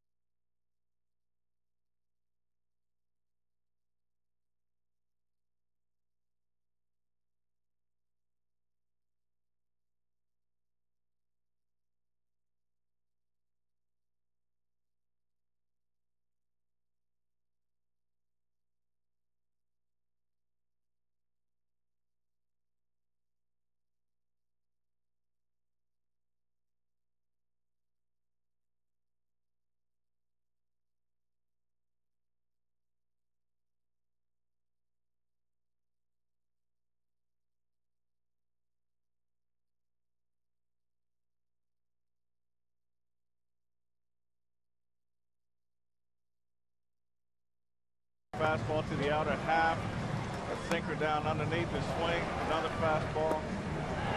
Big curveball. And this way Albert really goes to work. He really did a good job calling that pitch off. Then Gil left the changeup up out over the plate. That was a grand slam pitch. 9th grand slam of Pujols' career. His 4th this year, 3rd this year. He is 4 for 4 this year with the bases loaded with 3 home runs and 14 RBIs. And Trey Hillman didn't get much out of Robinson Tejeda, who got him just 1 out in this 4th inning. So he has to use 3 pitchers in the inning. Gil Mesh getting the first out, Tejeda the second, and now Jamie Wright with the bases loaded 2 down and Tyler Green at the plate.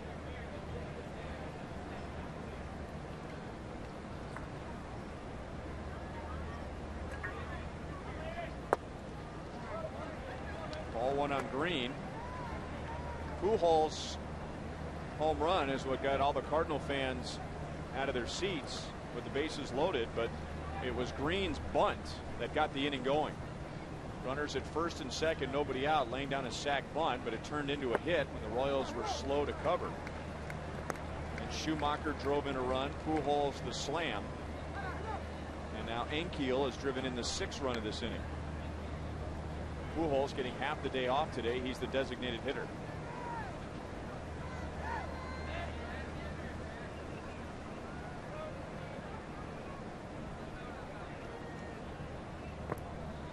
Producer Kevin Shank just brought up a good point. Unfortunately, he's taken the wrong half off. It would have been much better if he decided to play defense today and not hit. But I don't think they've come up with that rule yet. But you hope he wears down somewhere.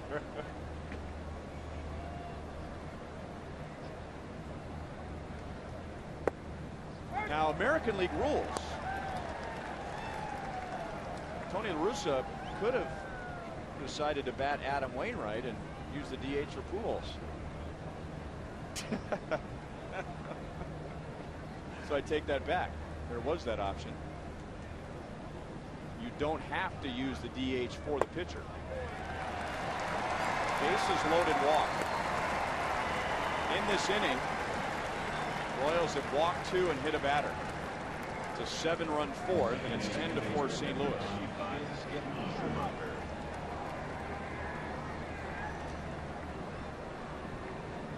I think the heat's getting to me.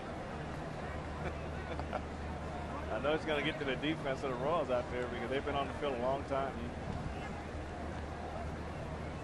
Schumacher, the 13th hitter to come up in the inning.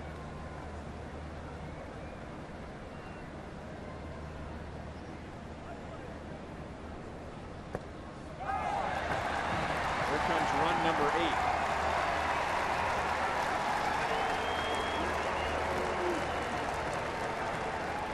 Some of the cheers from the Cardinal fans have given away some boos from Royals fans.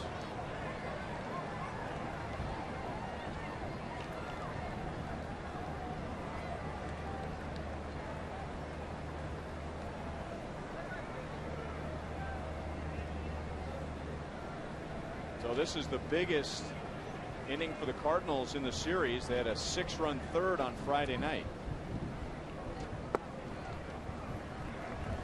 2-0 on Schumacher. Now Miguel Olivo is going out to the mound to maybe help out Jamie Wright and give him a chance to catch his breath with this very hot afternoon, but at the same time that just means more standing around for the defense.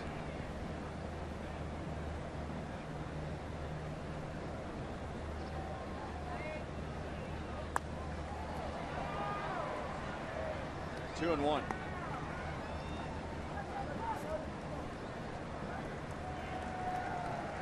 Six hits, 5 runs scored, and an RBI for Skip Schumacher in this series.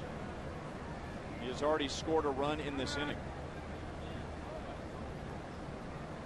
Rick Ankiel has scored twice in this inning.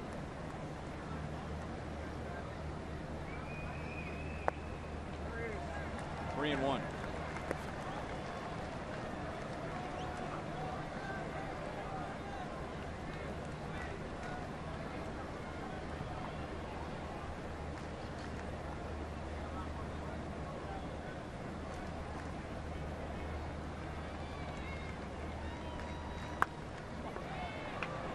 Hewlett at second base, and this inning is finally over.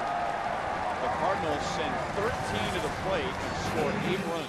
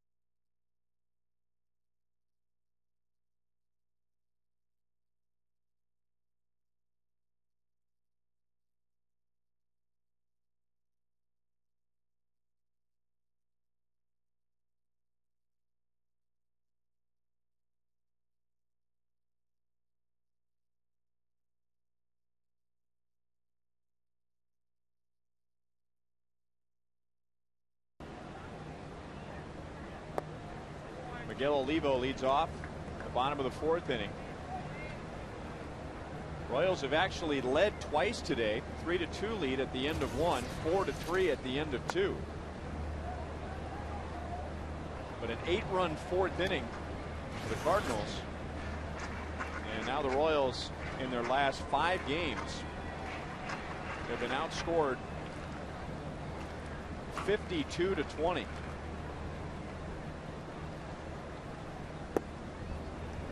One ball, 2 strikes. Olivo struck out in the 1st inning. There's really no way to paint a pretty picture with what's going on right now, but the potentially frightening thing is that when the Royals were not winning games, as Olivo down in the count singles to center field. When the Royals were losing games, Frank, they were still among the league leaders in ERA. They were pitching fine. They weren't pitching great like they were earlier in the year. They just weren't scoring runs, and now giving up some big numbers. They're giving up big numbers, and that is a concern because it's not just one guy. It's you know, when your staff, especially your bullpen, is not able to hold guys, and your starters aren't going deep, then that constitutes the whole staff, and it's really tough, especially when a lot of this is just executing a little play like a bunt to kind of get you outs when you need the outs. So it's going to be tough enough outs to make already on defense, but when you're giving outs and you're not even taking those outs and just adding extra hitters and to the inning, then that really just takes you downhill right there. Doug Hewlett lined out to short his first time. He is 0 for 8 in at-bats this year at the big league level.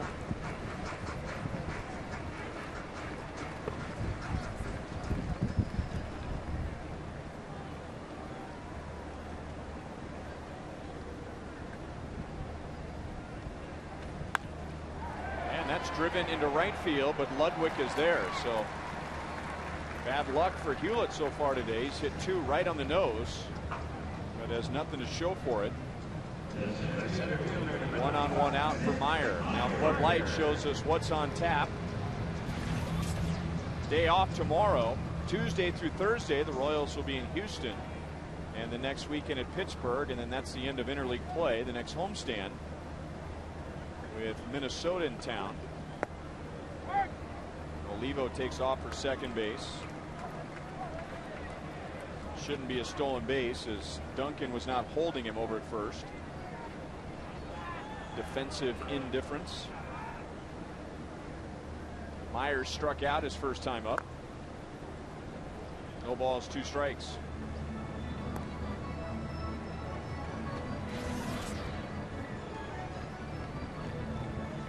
The Royals coming back on the next homestand to face Minnesota and Chicago. After that, a road trip to Detroit and Boston, and then the All-Star break. Myers down on strikes. A 3-pitch strikeout for Wainwright, and his 6th of the year.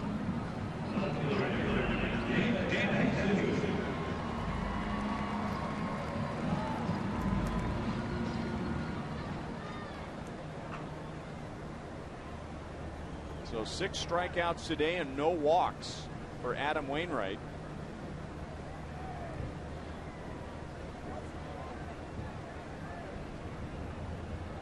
And David DeJesus to the plate. He's 2 for 2.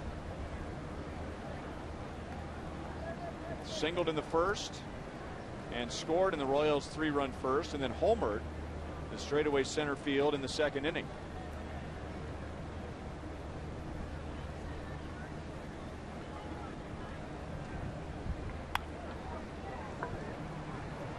Tyler Green at shortstop. That is the inning. We've played 4. St. Louis leads by 7.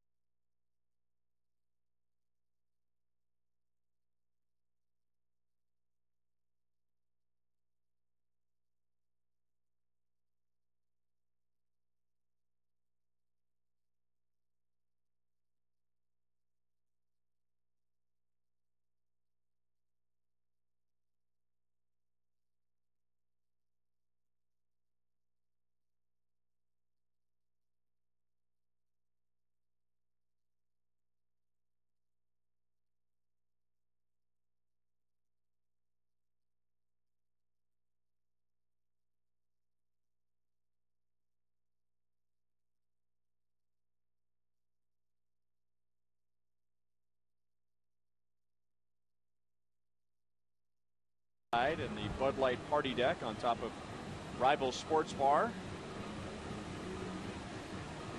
There we are.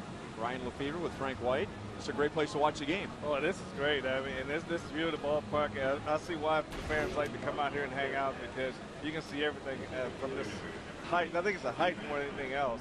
So you can look down on the field, you see the players moving around, see the flight of the ball. It's real nice to be up here. One of those places where last year, this was not a place where you could watch the game because this building didn't exist. Last year, there were spots like in left field and right field that maybe you could have been sitting on the outfield grass if that was permitted. So those spots, I won't say they were available, but they were there, but not here. Well, this outfield experience has been pretty awesome. I haven't really had an opportunity to see it all and experience it all, but just listen to the fans and all the interactive things with families. It's been awesome for everybody that's been out here.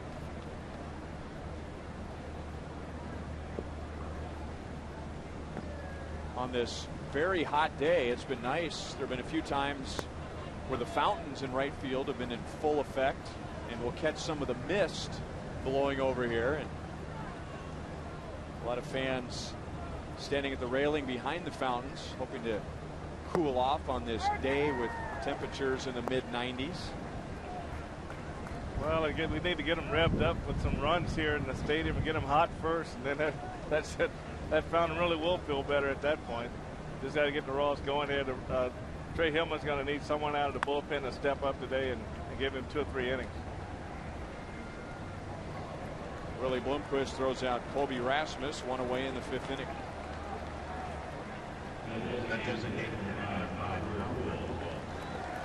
Well, this would be a great day for some sort of short sleeve shirt, and coming up on the 4th of July, a 12-10 game. And the first 10,000 ladies will receive this halter top. The first 10,000 guys, a classic ringer tee, thanks to KMCI, 38th the spot.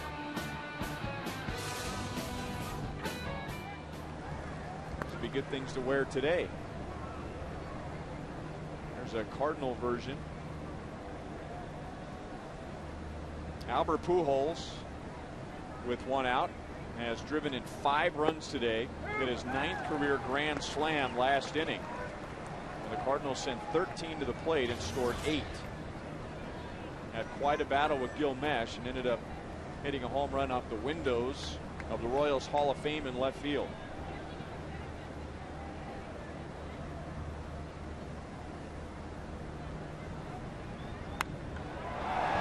Blasted to left field again.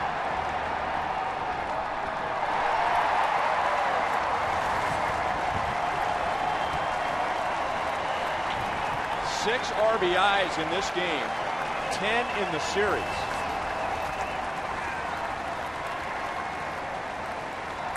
And really, this is nothing new for Albert Pujols in this ballpark.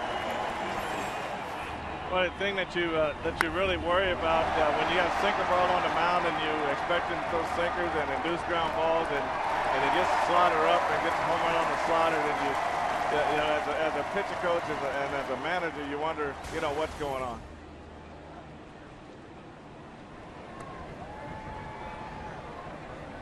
Another $18,000 to the Home Run Challenge, which is raising money for prostate cancer research and awareness. Cardinals have hit 3 home runs today. Royals have hit 1. Again in right field, retires Ludwig. Ludwig 1 for 3. 2 down in the 5th inning. Here's Joe Goldberg. Yeah, guys, we had Albert Pujols on the pregame show today, and I was asking him what we've talked about so many times, how he deals with being walked so often, the patience, and he said, you know, he just has to have good at-bats and trust the other guys before and after him to get it done. But he said that he really likes to learn from bad situations. He said he struck out yesterday against Kyle Farnsworth on a pitch that if it was thrown to him 100 times, he would probably hit it 97 out of those 100 times. And he said, I just looked back at that situation. I was mad at myself over it and thought, I got to learn from it and get better from it. I think he might have learned from it a little bit, guys. If there's anything for him left to learn, that Exmo look at his swing is a good example. You know, kids in Little League, you know, they want to hit home runs like Albert Pujols, and they think you do it with an uppercut swing. His swing is as level as anyone in the major leagues. You have to get down through that ball and create some backspin, and that's where your carry comes from. But with him, it starts with balance. You very rarely see him swing and fall backwards or swing and fall across the plate. He seems to be about as balanced a hitter I've ever seen. It's the 28th time in his career he's hit more than 1 home run in a game. Yeah, Ryan, he has a way of getting his body out of the way. I mean, he just, you know, that old saying, slow body, quick hands, that's what he does. He just slows his body down, and he just lets his hands do the work, and they just come down through the ball. And I tell you what, all you guys that are looking at hitting, you don't roll those wrists until you get through the ball, not before you get to contact. T and Y to third, and that takes care of Duncan to end the inning. But Pujols goes deep again. He has driven in 6 today. This is his 2nd home run of the day.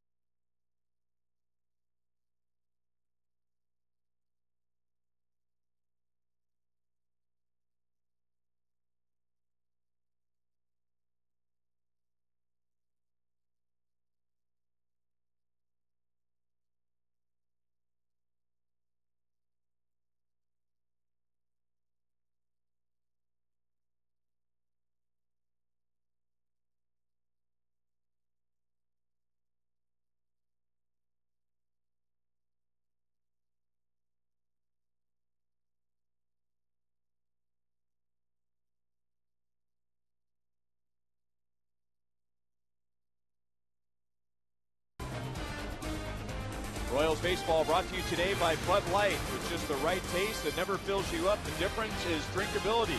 And by Colorado Tourism. Plan your summer vacation at Colorado.com. One strike on Willie Bloomquist. A couple of flyouts today. One on a diving play in center by Colby Rasmus. 1-1 from Adam Wainwright, who gave up 3 runs in the first inning, giving away a 2-0 lead. And then a home run to David DeJesus in the second. So he was down at one point today, 4-3. But now has thrown 2 scoreless. Now 2 1/3 scoreless. Fly out to right. Willie Bloomquist. Here's the James B. Nutter and Company pitch count for Adam Wainwright. 67 pitches. An outstanding strike to ball ratio, 48-19. One thing he's doing, Ryan, is he's inducing early contact for the most part. He's sitting that first pitch strike over, and if he's missing on the first pitch, he's coming back with the second pitch and forcing the Royals to put the ball in play.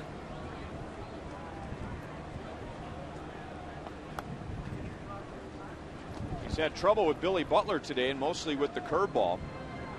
Hung a curve to Billy in the first inning, doubled to left center, and left a curveball up. Wasn't necessarily a hanger. Billy just did a good job of hitting it up the middle and single to center in the third.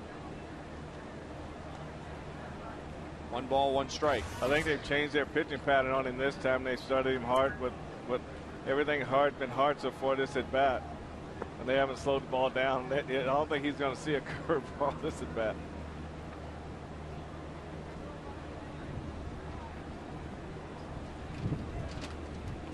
Wainwright has gone 7 innings or more in 6 of his last 7 starts. He's really given the team some innings, and now Billy launches it to center, but Rasmus runs it down. So Billy's had 3 good swings against Wainwright today, 2 out of 3.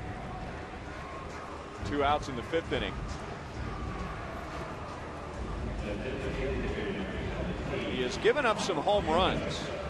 DeJesus' home run today is the 5th he has given up in his last 5 starts.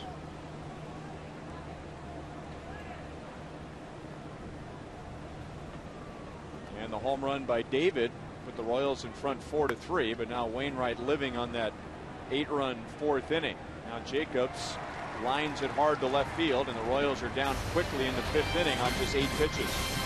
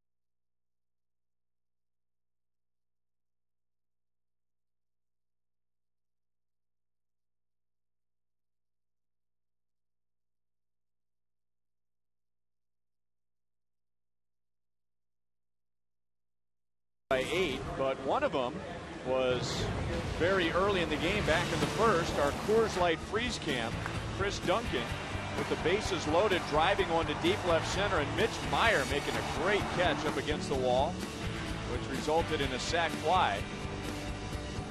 Coors Light Freeze Can brought to you by Frost Brewed Coors Light, the world's most refreshing beer. Another big crowd here today.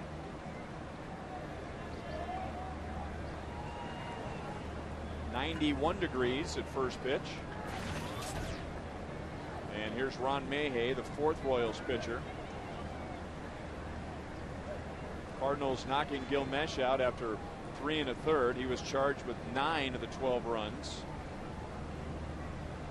Robinson Tejeda, returning from the disabled list today, only able to go 1/3 of an inning and gave up 2 runs.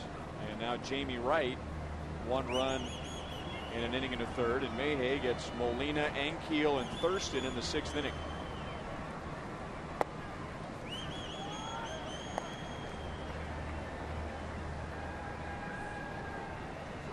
Molina 0 for 3, including a strikeout and a ground into a double play.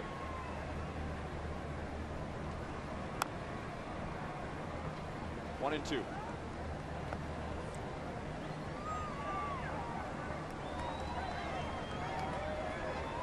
Oh, and Kyle Davies was sent down to the minor leagues. Got an off day coming up, and the Royals won't need a 5th starter for a while. You get an extra arm in the bullpen, and Robinson Tejeda, but he was only able to go 1/3 of an inning. Mayhay tried to barehand that. Good thing he didn't.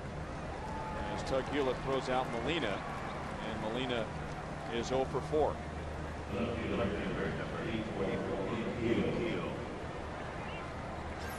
Yeah, Mayhay was a little slow getting up after this, and you wonder whether he hurt himself or caught the ball right off the end of his fingertip.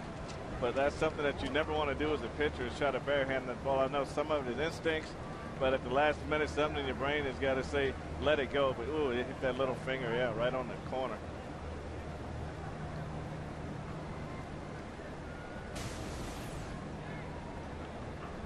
Now, that could have been worse. That could have taken that little nail off, and he may have been walking off the mound right now.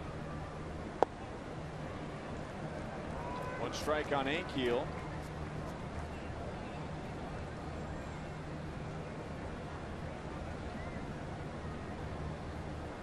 Ankiel with 2 hits today, both of them in the 4th inning, and he scored twice in that inning, as well as driving in a run.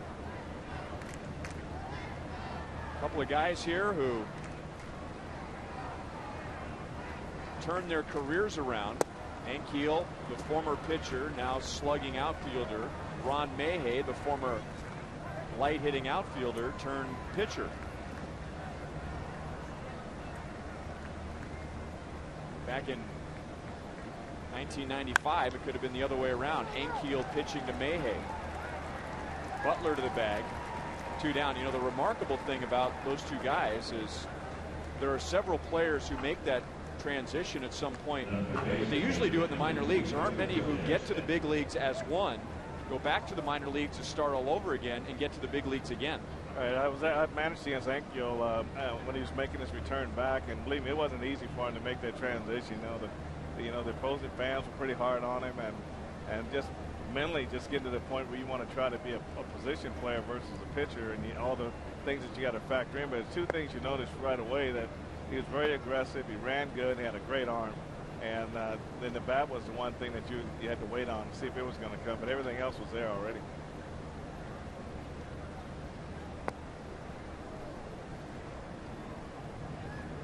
Two-0 on Joe Thurston, who ran for Khalil Green in the 4th inning when Green was hit by a pitch. Appeared to be on the knee. And then Thurston scored on the Pujols grand slam, and then he walked later in that inning. And the Cardinals batted 13. Ron Mayhay gives the Royals exactly what they need, a 1-2-3 inning.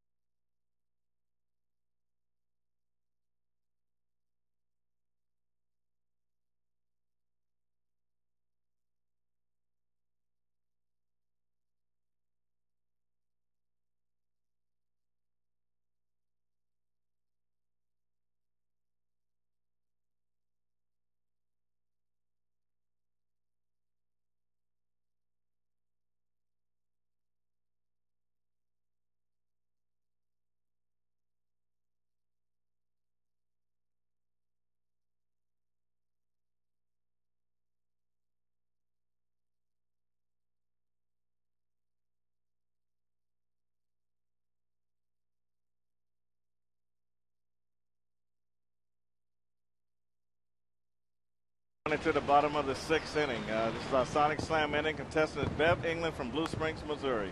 If the Royals hit a home run this inning, Bev will win $800. But if the Royals hit a grand slam out of the park, Bev will win $25,000 from Sonic and the Kansas City Royals.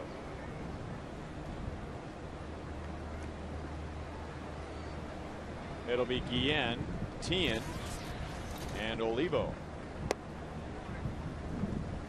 1-1. Guillen had a big hit back in the 1st inning. The Royals were down 2-0. Guillen single tied the game. Went to second on the throw home and then scored on Tien's base hit. And the Royals were ahead 3-2. That seems like a long time ago. 3 balls, 1 strike.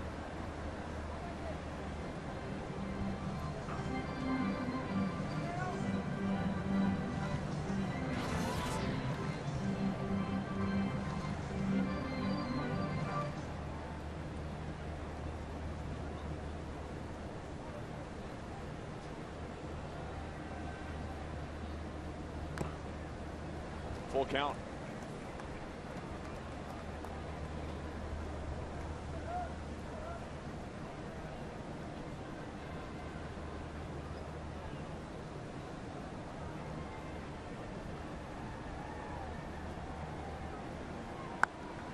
Guillen into deep left field.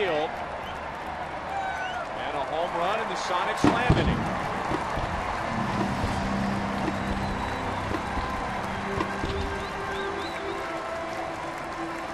Jose Guillen has driven in 3 in the game.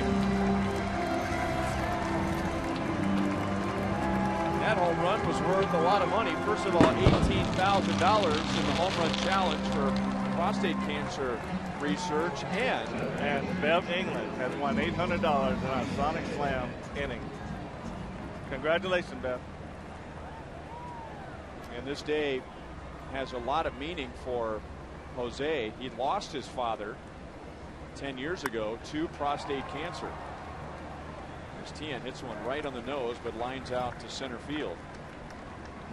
So raising $18,000 for prostate cancer research, I'm sure means a lot to him. I definitely think that's true, Ryan. Here's a little sinker that runs right into his bat on a 3-2 count.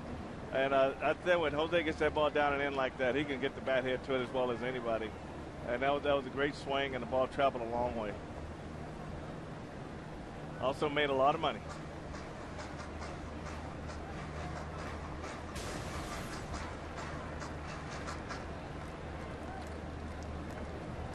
So we've seen 5 home runs in today's game.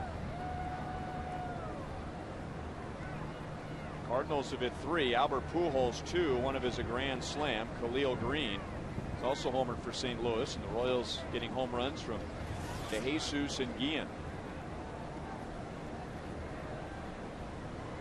A strikeout and a single for Miguel Olivo. He went around. It's 0-1. Yadier Molina went to the mound after the line out from Tien, and that allowed Jason LaRue, former Royals catcher, now Cardinal backup catcher, to jog out to the bullpen. So they're going to begin to go to work. Wainwright's pitch count pretty good, 81 pitches, but you could probably add about 10 or 15 to that as far as how he feels on a day like today.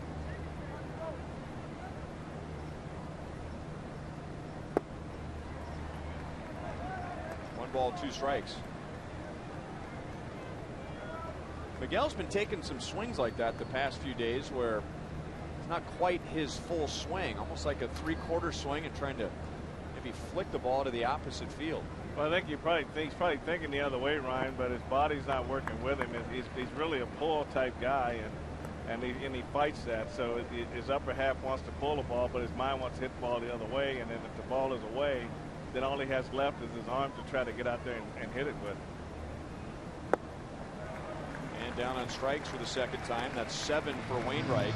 Thank you for saying that, because I was trying to figure out what was odd about the swing, but it's just like the upper body and the lower body aren't in concert. Right, his mind tells him he wants to drive the ball the other way, and he probably does it on a continual basis in batting practice. When he gets in the game, you know, his upper half wants to open up a little too early because he does like to pull, and then the ball's away. And once you open up, then your swing gets a little longer, and it makes it harder to reach that ball away.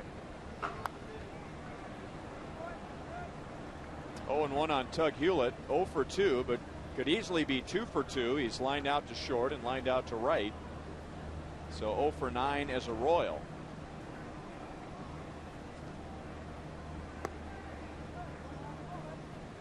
One ball, one strike.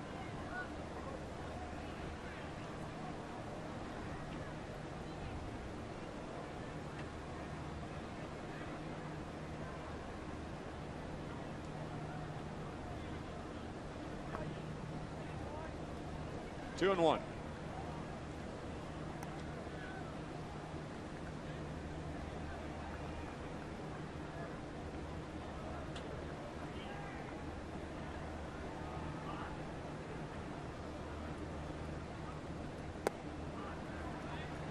As hot as it is, and if he is feeling some fatigue because of the heat, remember that Adam Wainwright grew up in the state of Georgia, which has very similar weather to Kansas City. Gil Mesh, growing up in Louisiana, had a lot of days like today. That may help a little bit, but at some point, I mean, this doesn't matter where you grew up, this is going to get to you. Yeah, I think if you plan in it for maybe 10 days straight or something like that, then it would tell. But when it just pops up out of the blue, that's when it gets to get. I think everybody's susceptible to the same heat in that situation there. I know Louisiana, it's really hot there. I've been there before at AAA, and it's really a tough place to breathe. That's 8 strikeouts for Wainwright and 2 in this inning.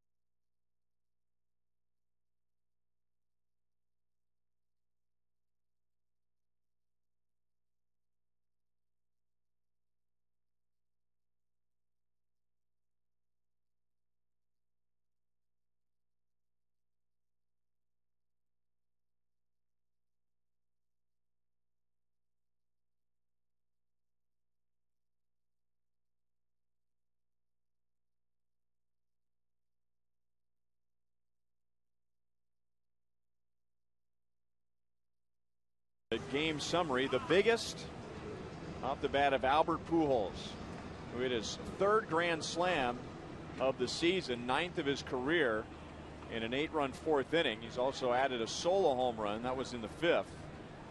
And a tough day for Gil Mesh, trying to build on his last start, that shutout against Arizona. Was out after 3 1/3 innings and giving up 9 runs. It's really only the first bad start that Gil's had since making that move over to the first base side of the rubber. But as I said earlier, this is probably not the time to be facing the Cardinals. They seem to be hitting everything. Yeah, you're right about that. And when you make mistakes and you give them extra outs per inning, that only adds to the problem. And you got to get the outs when the outs present themselves and try to get on and off the field and give your offense a chance to get going. We are broadcasting today from the Bud Light Party Deck on top of Rival Sports Bar. And we have a nice little breeze up here, which has helped cool things down. Our Fox Sports Kansas City crew built us this nice tent, which has kept the sun off of us. And Maddie McLean of our crew just brought up some nice icy towels.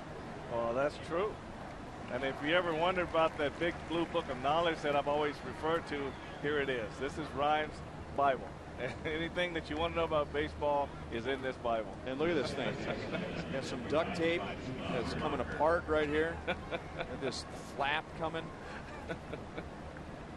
Might be time for a new blue book. What do you think? I wouldn't mess with it. I mean, it served its purpose so far. Ron Mayhey's retired the first 4 that he's faced. Here's Skip Schumacher for the 5th time today. On base 3 times. A double in the first. He scored. A walk in the second. A single, a run scored, and an RBI in the 4th. And then later in that same inning, grounded out. To Bloomquist at shortstop, 2 down.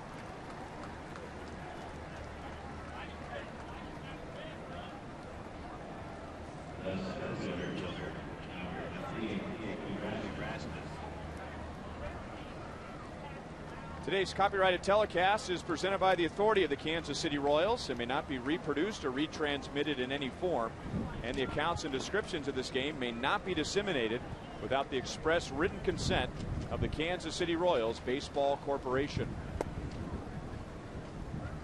Ryan Lefevre with Frank White, Joel Goldberg.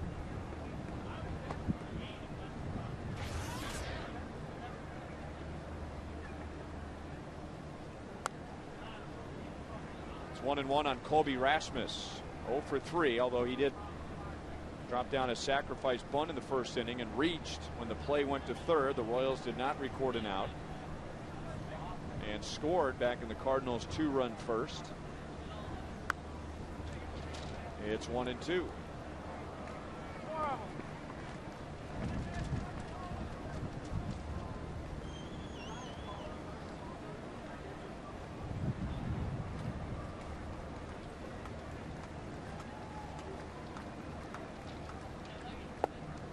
Mayhey strikes out Rasmus. So Mayhey is giving the Royals bullpen 2 perfect innings.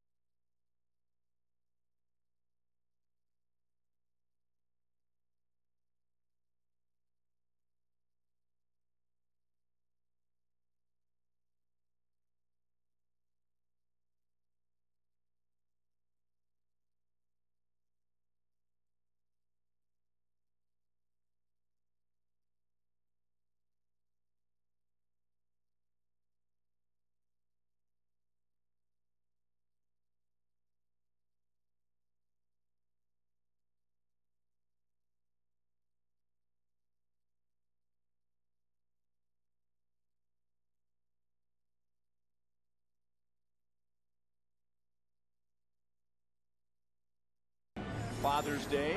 First, God Bless America, then Take Me Out to the Ball Game, and we will take you around the major leagues, presented by Panera Bread. Good news for the Cardinals as the Brewers have already lost today, so that gives them a 1-game lead. White Sox beating the Reds. That's the team in front of the Royals. The White Sox in the AL Central. Houston over Minnesota. Cubs beating Cleveland. The Cubs now have won 4 in a row. Tampa, the Mets, rain delay. That's where the Cardinals are headed. New York. Boston is leading Atlanta. 3-game lead for the Red Sox in the American League East.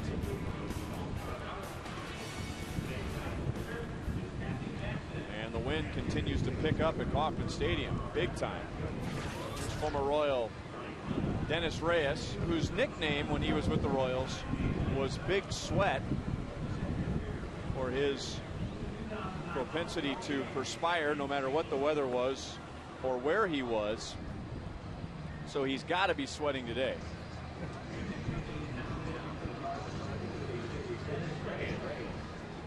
On this Father's Day, we asked you back in the first inning, who is the best father-son combination?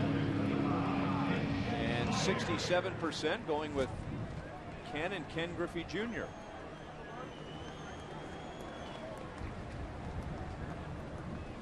Hal and Brian McRae coming in second place, followed by Bonds and Bell. And Dennis Reyes plunks Mitch Meyer to begin the bottom of the 7th inning. So Mitch, who struck out in his first 2 at-bats, is on base for the first time.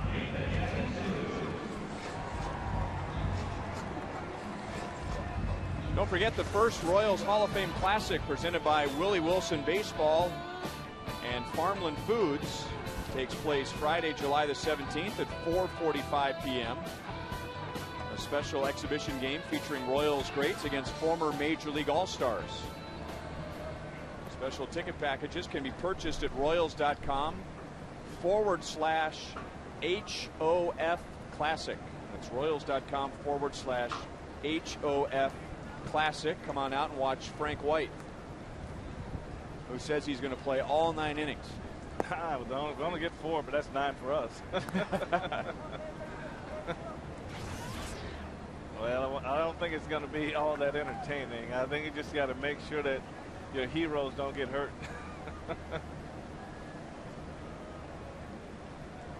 Well, I hope it's not a hot evening like today. Boy. Well, middle of July, 4:45. What do you think? I think it's going to be hot. got 4 days to hydrate for it, you know. So Reyes on for Wainwright, who goes 6 innings. He threw 90 pitches. And with a big lead, Tony La Russa going to the bullpen in the 7th. Wainwright gave up 5 runs in his 6 innings, but pitched well with the big lead. And the key statistic for him, no walks. Meyer might advance 2 bases.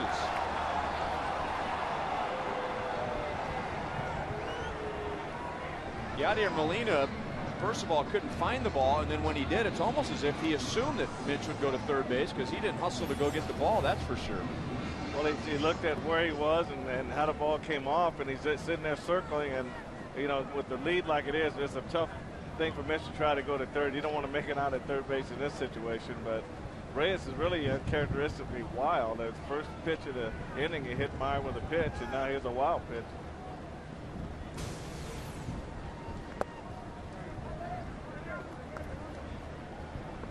Three and 1 on DeJesus.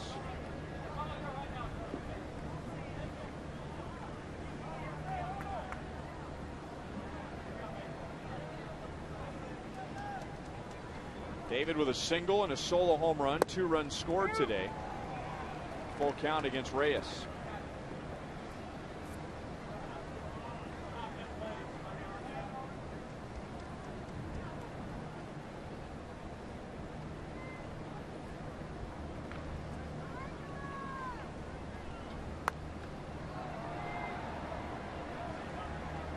Keel out in left field, retires DeJesus. David is 2 out of 4.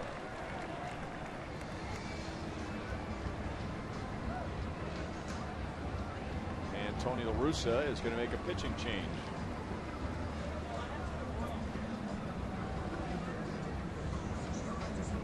So 1 on, 1 out. Mott is into the game for the Cardinals.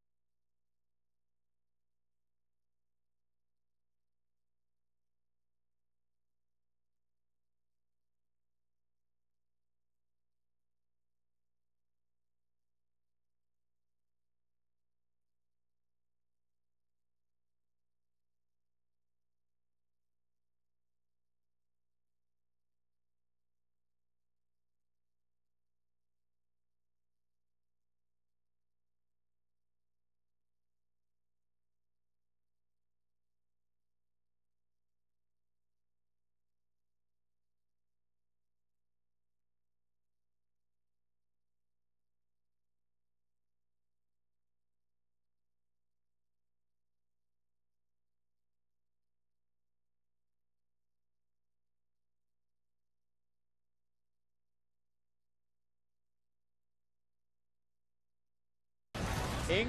College Nights offers $7 lower level seats to high school and college students with a valid student ID every Wednesday. The next one is July the 1st. It's also a happy hour with concession specials and the outfield experience. Royals and the Twins at 1:10. So the next Inc. College Night is actually an Inc. College Day. So a great deal for students. Come on out and check out the new outfield experience. Or maybe the Bud Light Party Deck, rival sports bar where we are today. Bloomquist fouls away the first pitch. There we are. With the wind blowing and our trying to hold down all of our papers. Doing a pretty good job so far. On top of rival sports bar out in right field.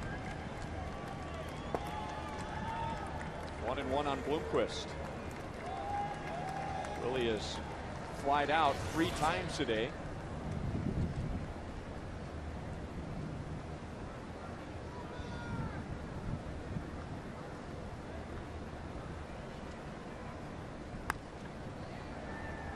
Center field. Rasmus there to make the catch. So 4 flyouts for Bloomquist, 2 down in the 7th inning. Hard throwing Jason Mott into the game. Third pitcher for the Cardinals today. We were talking about an inning ago about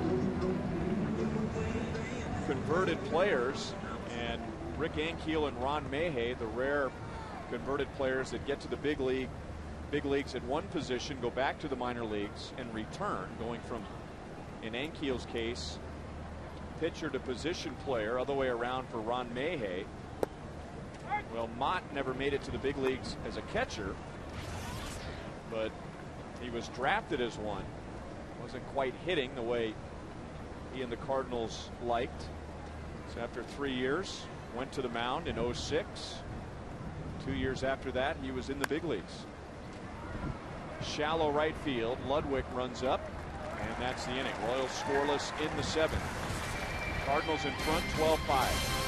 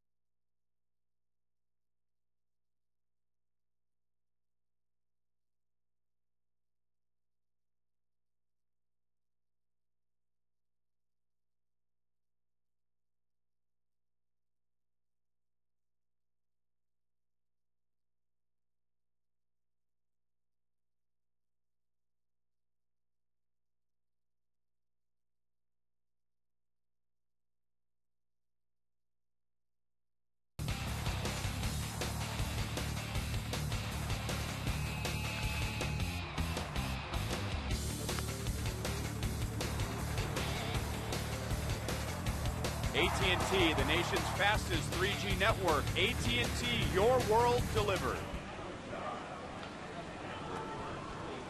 Top of the 8th. Cardinals with an 8-run 4th inning. That's the big item today. Changes for the Royals. Trey Hillman trying to give some guys a break with a blowout game in this weather. Tony Pena Jr. at short. Luis Hernandez at second. And Tug Hewlett moves from second base to right, so Bloomquist and Guillen are out, and Hewlett moving a position. And Juan Cruz on the mound. Fifth Royals pitcher today. Ron Mayhew just pitched 2 perfect innings.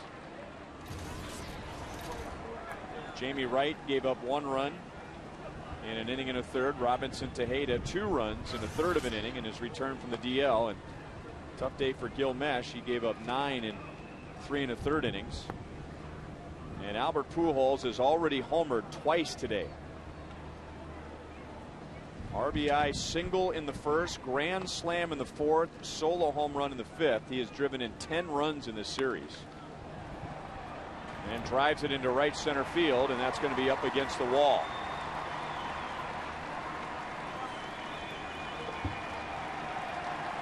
And Pujols carefully into second base with a sore leg. He has a 4-hit game. That's his first hit in this series that did not produce a run. Here's the Arby's pitch by pitch looking at all his hits in this series. Right, I think the common theme with all these swings that Albert's taking, all these hits that he's getting and runs he's driving in, when you look at the location of the pitches, they're always up. And most of them, for the most part, is in the middle of the plate. And I think that what he's been able to do is take the tough balls on the corner, foul them off, and then force the pitcher to come back and make more than one good pitch. And most times, if that's the case, the hitter's going to win. But he doesn't miss his pitch when he gets it, and that's why he's been so successful in this series. When these two teams played in St. Louis last month, Pujols was just 2 for 6. That's because he walked 7 times, 3 intentional walks. But this series, 6 hits, 3 home runs, 10 RBIs. And that's 2 months for a lot of guys. You know? No kidding. Hal McRae had a great line talking about Pujols' approach at the plate and why he can do what he does. He said he's a big man with a small man's approach. So in other words, he goes up there just trying to hit line drives, but because he's so strong, his line drives carry a lot further than the little guys. Oh, a lot further, Ryan. And we're not just talking about using one part of the ballpark. I mean, he hits all parts of the ballpark with power, and that's what makes him so devastating. For example, a guy like Mike Jacobs. Mike Jacobs, you would call a big man swing. He goes up there and he's got one thing in mind. He's trying to hit the ball out of the ballpark. If Pujols was 5'10", 180 pounds, he would have a good leadoff hitter, good line drive swing, right? Well, that's true, because you have Mike Jacobs really just cuts the field in half. You know, he just uses that one half to field, where Albert uses the entire field. And another area is tough pitches, where Albert has the ability to foul off the tough pitches, where Mike Jacobs would probably swing over those pitches. That's why you have the difference in the strikeouts right there. Only his rookie year, as Pujols had more strikeouts than walks. It's another phenomenal part of his career, that he walks more than he strikes out with all those home runs, all those extra base hits. And he takes a lot of pride in a low number of strikeouts.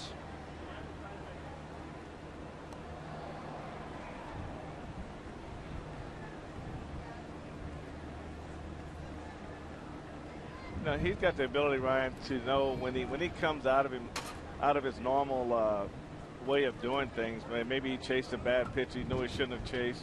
He has the ability to make that correction the next at bat. It's not like he's going to be in that same funk for maybe 3 or 4 days. He's going to change it that next at bat, and that's why he's able to keep going the way he's going.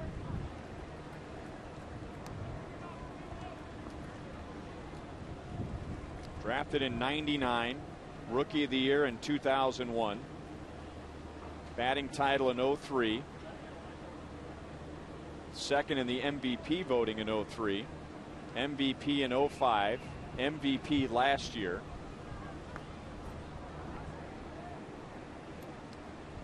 He was the NLCS MVP in 2004.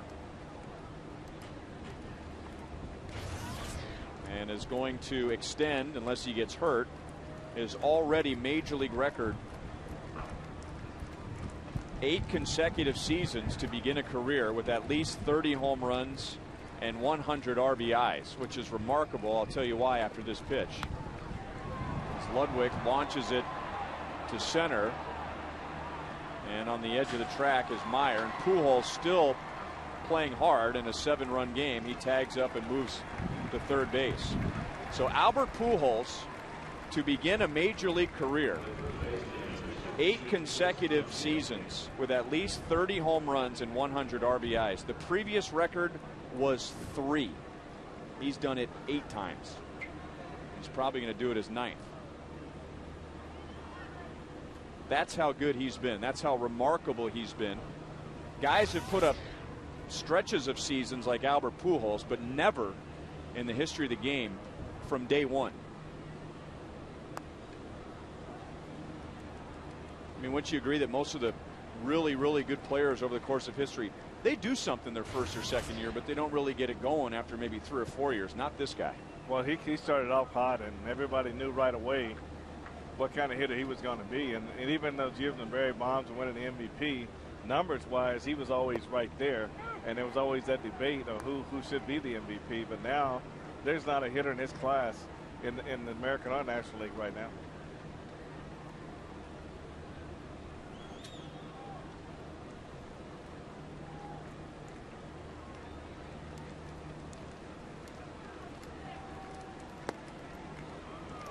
Of course, it's always painful when he comes back to Kansas City because he went to high school not far from here, as well as junior college, but he was taken in the 13th round. So even the Cardinals passed up on him for 12 rounds, as did every other major league team. Duncan is down on strikes. That's 2 away in the 8th inning.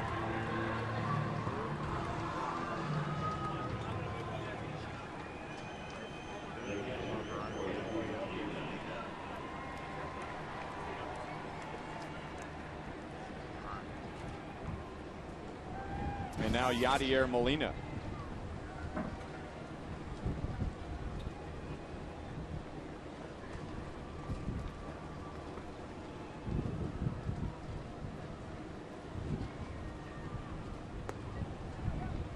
Pujols was born in the Dominican Republic and then spent those high school and college years here in KC. In 2006 became an official U.S. citizen. His wife Deidre is from Kansas City, and they still spend a lot of time here in the offseason. Their full-time home is in St. Louis.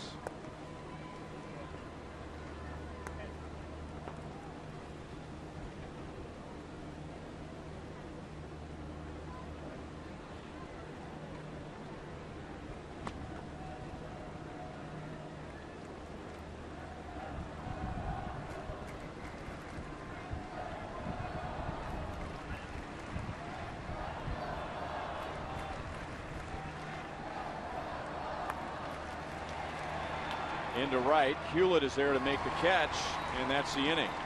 So Pujols doubles to open the inning, but does not come around to score.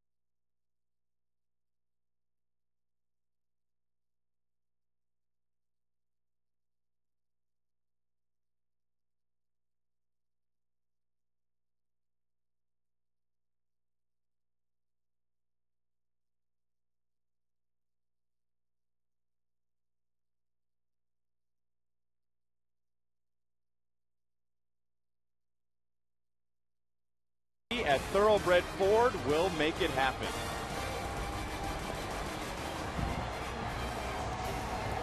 Hot, humid, windy day in Kansas City. And the ball flying out. How would you like to be slugger today? Whoa. New battery for Cardinals in the bottom of the 8th. Jason LaRue takes over behind the plate. Yadier Molina, who was behind the plate, is over at first base. And Kyle McClellan is the new pitcher.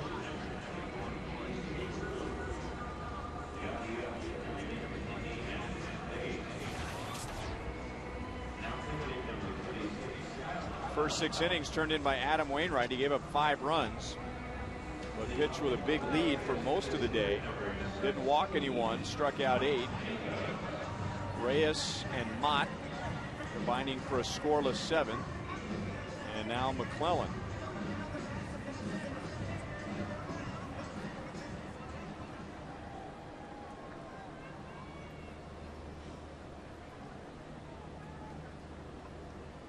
I think Slugger could use one of those halter tops on a day like today.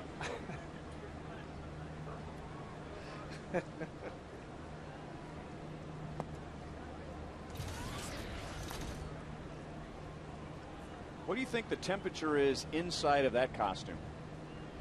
He's a lot hotter than we are. I've seen him back in the tunnel with that head off, and I tell you, anything he can do to stay cool, that's what he's trying to do. I remember when the chicken used to come and perform on these hot Sunday afternoons, and he'd go back down in the tunnel, and I mean it's just all they can do to keep him just dying from heat exhaustion. I mean they got the cold towels, the ammonia water, they got everything going for him to try to keep him fresh, and so he can go back out to do the next performance. Jacobs 0 for 4 with that pop out. Well, Slugger's still working hard. Bottom of the 8th inning.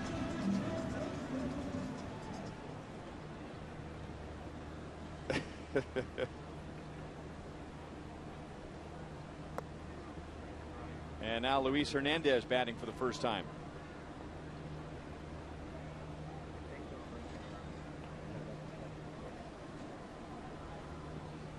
Hernandez batting in Guillen's spot.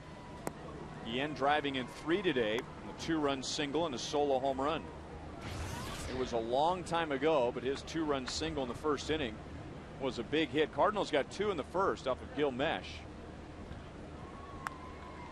Hernandez lines it in front of Rasmus in center field. 1 on, 1 out.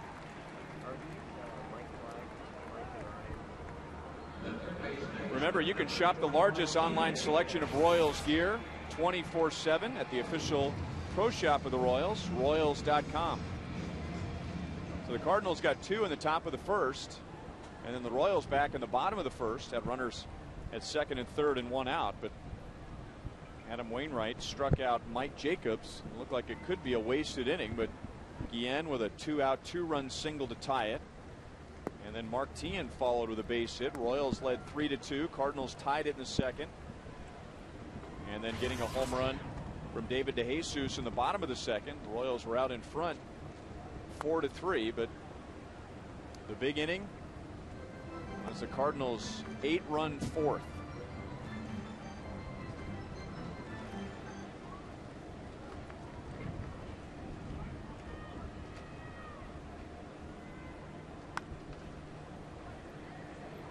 Schumacher at second makes a good play, and the Cardinals turn that into a double play. Royals scoreless in the 8th.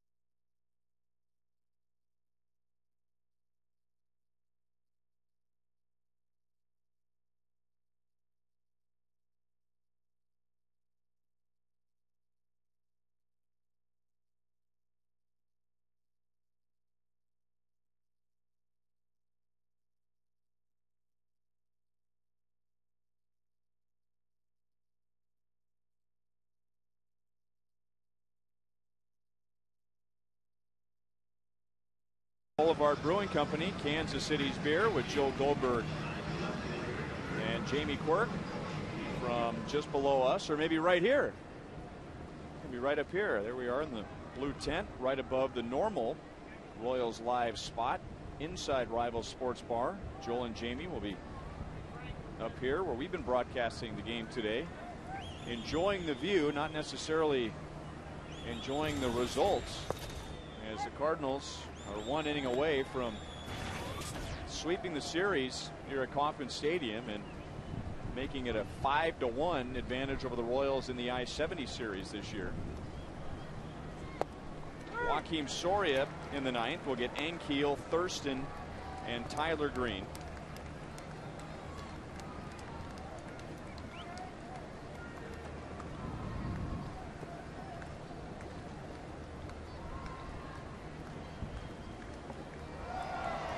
And Soria with a strikeout.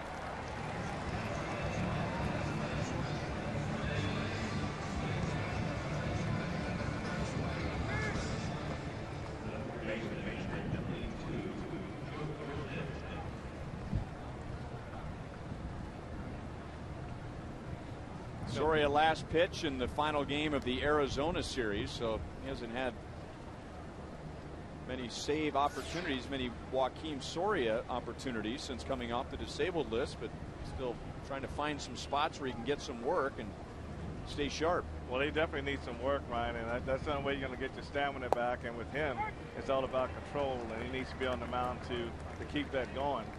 But you know, as a player, you play a lot of games, and you always talk about winning the series all the time. But the one thing that players really hated to see was fans walking around with a broom in their hand when it's for the opposing team.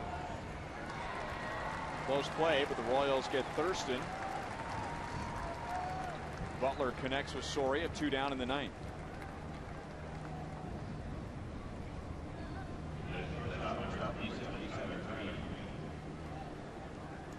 Now this homestand got off to such a good start. The Royals sweeping the Cincinnati Reds and then winning the first game against Arizona. So winning the first 4, but now the Royals 3 outs away on offense from then losing the next 5. Hernandez backs up and makes the catch to retire Tyler Green. Quick inning for Soria. Royals coming up in the bottom of the 9th.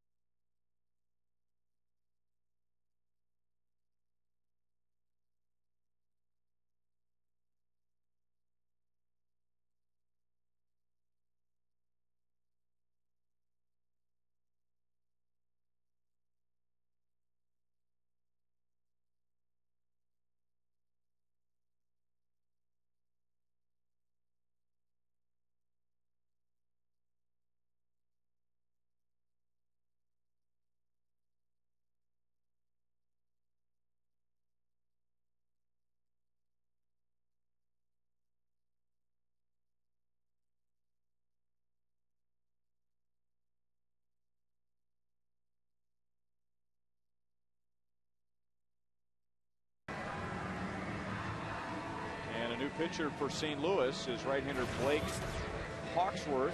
First time the Royals have seen him. Cardinals 28th round pick in 2001, although could have gone a lot higher. Scouts were convinced he was going to go to college. Cardinals took a chance in the 28th round and signed him. He is from Washington State, where he went to high school with former Royal Andrew Sisko.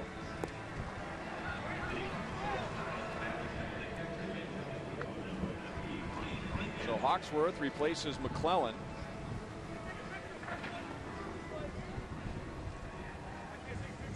And the Royals have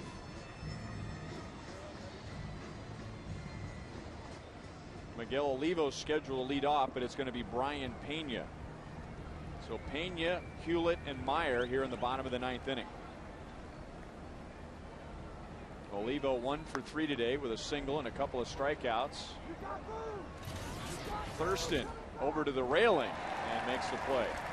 That's a tough play in the last 10 years because of the dugout suites. You have to figure out the right angle to get around that railing and get into the area up against the barrier wall. A lot of guys will give up on it too soon, go to the railing of the dugout suite and stop. Well, that's true. Thurston did a good job of just looking down to make sure he knew where he was, and it made that play a lot easier than it really was. That might go back to his days of being a second baseman and being able to check his first baseman and always see where everybody's at.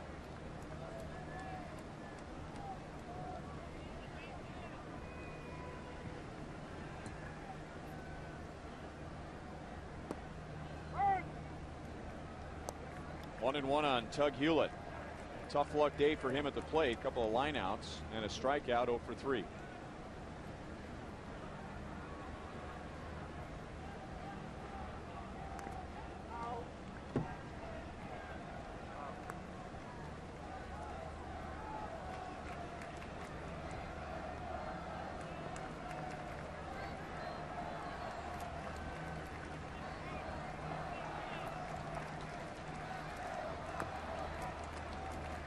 Still alive, 1 and 2. Off day tomorrow for the Royals, and then late tomorrow afternoon we'll fly to Houston. The Cardinals fly to New York tonight. They begin a 4-game series with the Mets tomorrow. A couple of teams that are in the hunt. The Cardinals will be a game and a half in front of Milwaukee in the Central Division. Meanwhile, the Mets coming in today 2 games back of the Phillies in the East, so some important games at Citi Field. Ludwig with a sliding play in right field.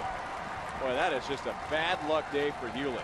That's the way it goes sometimes. You hit 3 balls hard, but right into the defense, and that is a tough luck 0 for 4. That's a tough luck 0 for 4, but at least he knows he's on the ball and he's taking some good at bats. And I'll tell you that might warrant him getting another start here pretty soon, because he has squared the ball up 3 out of 4 times.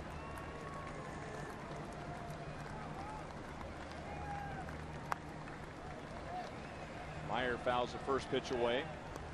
Struck out his first 2 times and then hit by a pitch in the 7th inning. On Tuesday in Houston, it's Zach Greinke for the Royals, Russ Ortiz for the Astros. 7:05 first pitch. Royals live at 6:30.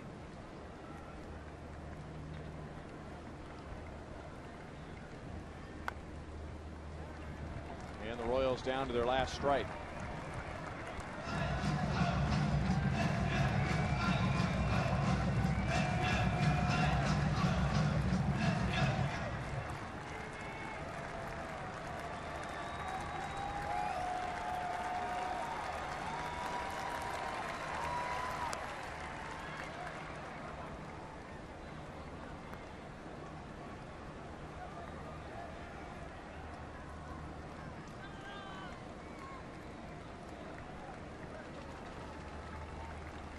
Wainwright's win will be his 8th, and the Cardinals National League leading 31st win for a starter.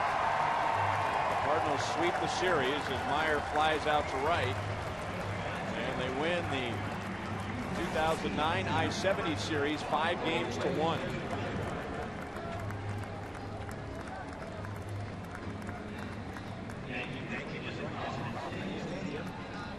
Cardinals come into the series in 2nd place. They leave in 1st place. And the Royals' losing streak falls to 5 in a row. Now the Royals, over those 5